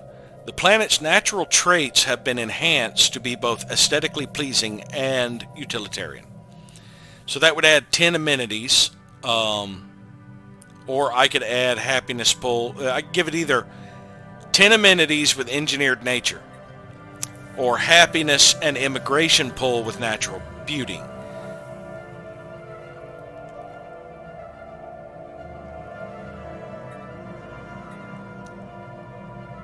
Does it have to look so artificial? I think I want the happiness and immigration pull. Mars, I get the same thing, and I'm going to also go with natural beauty on Mars.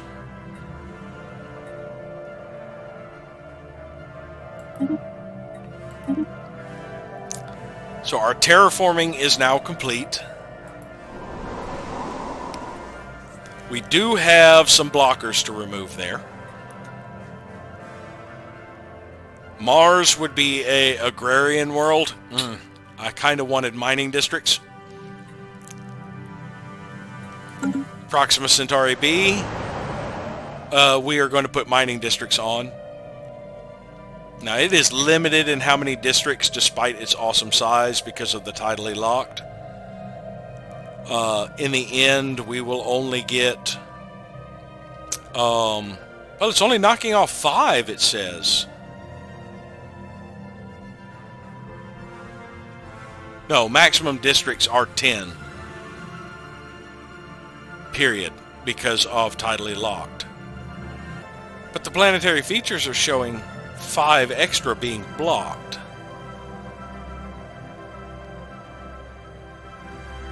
We'll just have to see when we actually colonize it how it ends up. Sometimes the information isn't quite accurate there. Like, let's look at... yeah, like habitats and stuff, you may not see the housing on the district slots while it's on the uncolonized screen.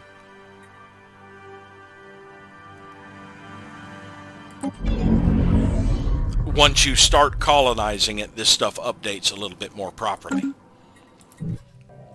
Oh, and I do have...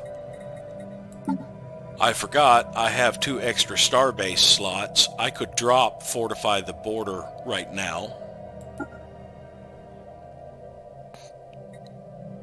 That will help me gain... I could probably drop Map the Stars. since I'm not currently surveying anything. I have a ship in nebulous transit. I don't understand why. I did start reinforcing First Fleet, but First Fleet is right here at Sol Station, which is where that one should have popped out. So it should have instantly gone in. Yeah, it's going to be gone for 2 years. Or a little over a year.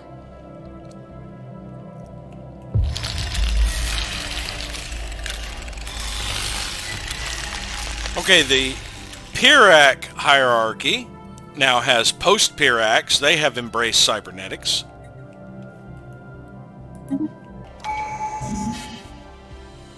Yep, resource storage filled up at about the end of the year. Now we can reactivate a relic. So we will activate the Galatron.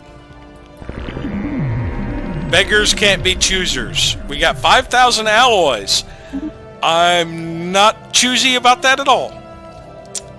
We need to reverse arcane, engineer some arcane technology. They accelerated research in all fields, so 10% research speed.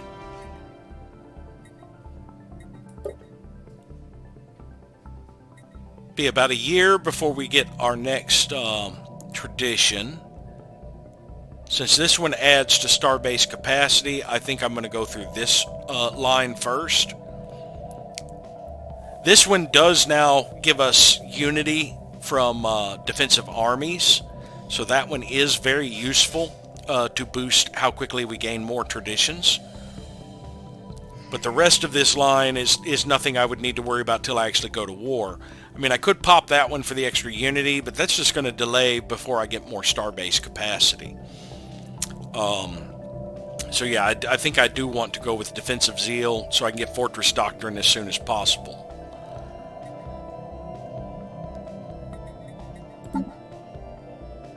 We will be getting the Vitality Boosters this month, and more minerals shortly. But it has been another 5 years, so we're going to call this an episode. Thank you all for watching, and we'll see you next time.